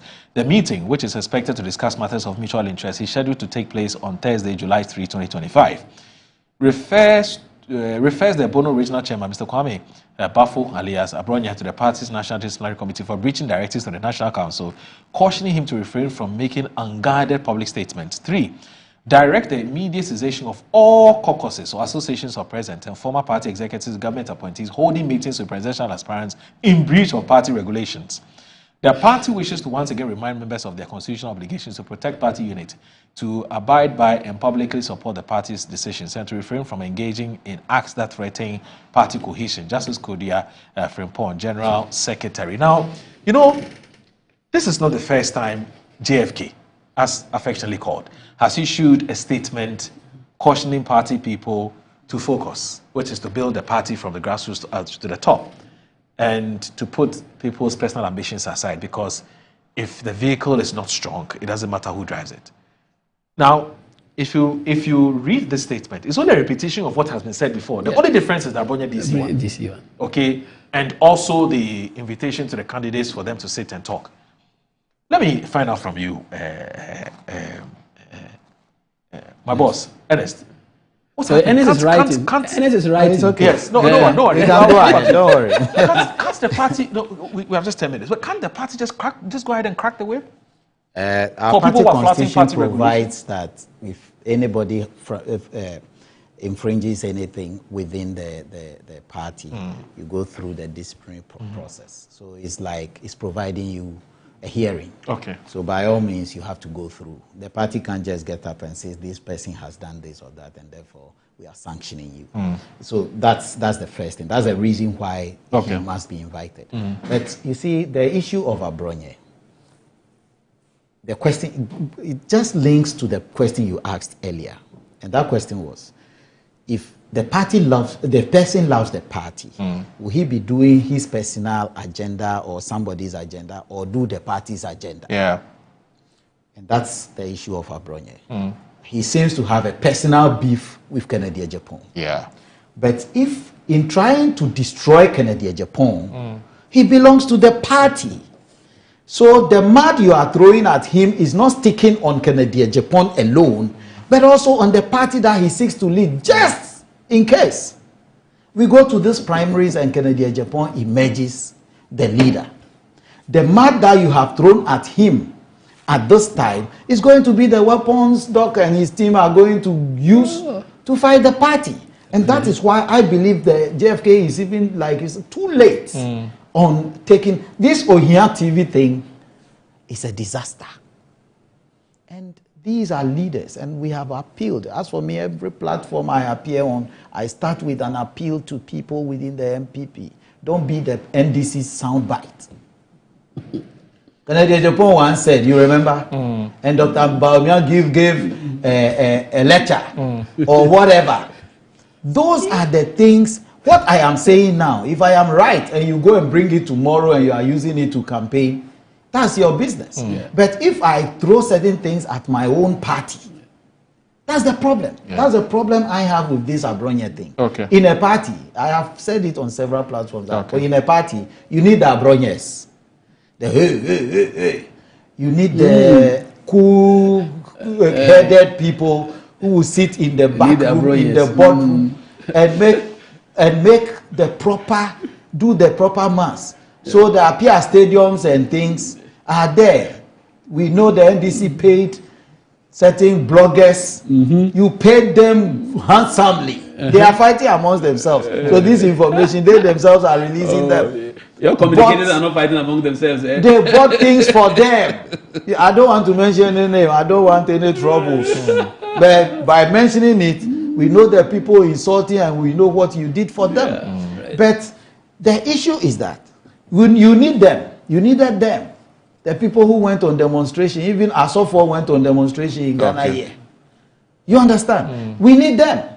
Before you need the cool heads who will sit in the boardroom and make decisions. But if the things they are doing is creating problems for the people in the boardroom making the decisions, the fine line decisions, then you have to bring them to order. All right. You have to. So, Moro, this thing, I think they are late on this Abronye thing because the damage that is being done is huge. You ask and somebody says that I personally drove to one station and told them you can't do this. Once, I don't want to mention names, but you can't do it because you are destroying the party more than you are destroying the person you are attacking. So please, Moro, let's go ahead. The party has issued a statement. As for me, I pray that they will speak to him and he will listen. Yeah. And there are people. He has paymasters. His paymasters must speak to him. Okay. Oh yes. Okay. We know that the NDC paid people. We are doing politics, so this is not. This is not church. Agreeing is politics. This is not church. This is politics. And we know that Moro will not just get down. I will not just get down and walk to this station and be speaking. They believe he has paymasters. Then somebody has made the party leadership to sit and wait for him to destroy somebody before they call him to vote. Because he's saying that it's too late. They are throwing meaning that they should have been proactive and call him from the first time. But they allowed him to go on and destroy the person's image and finish. And now you are calling him. Look, what is more bizarre? Better late than never. Dog. What is more bizarre is their new directives to even elect a presidential candidate before even organizing their. This is where Atamil's advice. Forget about that. We need a very strong opposition. Please. Moro. We need a very strong opposition. Let me go. Why? It's my business. We have gone to our It's my rooms, opinion. and we have seen that this mad slinging and this jet we are throwing at each other will destroy the party. If the moment we get our leader, the constitution is clear. And the leader of the party will be the flag bearer. Moro. So we go and get it. Do we have any If the precedent in party this says world? let's wait, Do we we will have wait. any precedents in this world where a presidential candidate is elected before a party, branch elections, regional elections, Innovation. What innovation? What innovation is this? You turn does the that table worry upside down the to sit and NDC? eat, and you say it's innovation. The people who voted for your candidate to go and lose the elections are the same people who are going to vote. You should be proud of this and be happy we are making the mistake. That's why I say we want a very formidable opponent. Go and think of yourself. The decision is for our Congress. It is more likely you select the same person. Don't that worry. person has no ground. That shouldn't be your worry. I'll be the happiest man if he comes. So be happy. Be happy. He will come and he will be happy. He will be happy. You break your party the more and we won't have any very strong opposition to put us on our toes. The work of opposition is to put the government in power. These people are crying more than the bereaved. You are not we have our party. We have made a decision how to want democracy to prevail. We want democracy to prevail. When you select new police station agents, executives, regional executives, national executives, please, are they going to rubber stamp whatever you bring? Because they have no power again. The power of those executives is to make sure they form the regional the constituency executive. But you said they are fine with that. No. You don't reverse the hierarchy. So how come that all of a sudden the NDC loves the MPP more than the MPP? Not that we love. We want democracy to. What we are doing Which kind of democracy? If you want democracy, you see, it's not democratic. You are the giving things we here are happening in the You are giving opportunity to the current executive. Go and solve them. To nominate. Go and let the SS people eat food that has meat and chicken. Go and let those are the things you promised the people. You didn't promise Ghanaians that you are coming. No, we are doing it. Promise Ghanaians that you are coming to power to come and let the MPP be better. You have told the people you are coming to power to stop Galamsey. You are coming to power to ensure that my SHS child is eating better. You are sitting here today. You are lucky you are sitting here today. Perhaps you are aligned to those who are directing. No problem. And they have their candidites. It still doesn't perhaps you are aligned to those directing. Why are you worried? And you are following their candidates. We doing the right thing. It's unfortunate you didn't join us early because I know you have a lot to say. But Ernest, please join us some other time. Please do. Ernest Adade is a member of the MPP's communications team, and also Dr. Anaba, Thomas Anaba, Winsome Anaba is MP for Garu. Thank you so very much, sir, for joining us. Also a medical practitioner. My name is Audu Moro. Thanks for watching Good Morning Ghana. Assalamu alaikum. Have a good day. Bye-bye. Why is it all of a sudden they love the MPP more?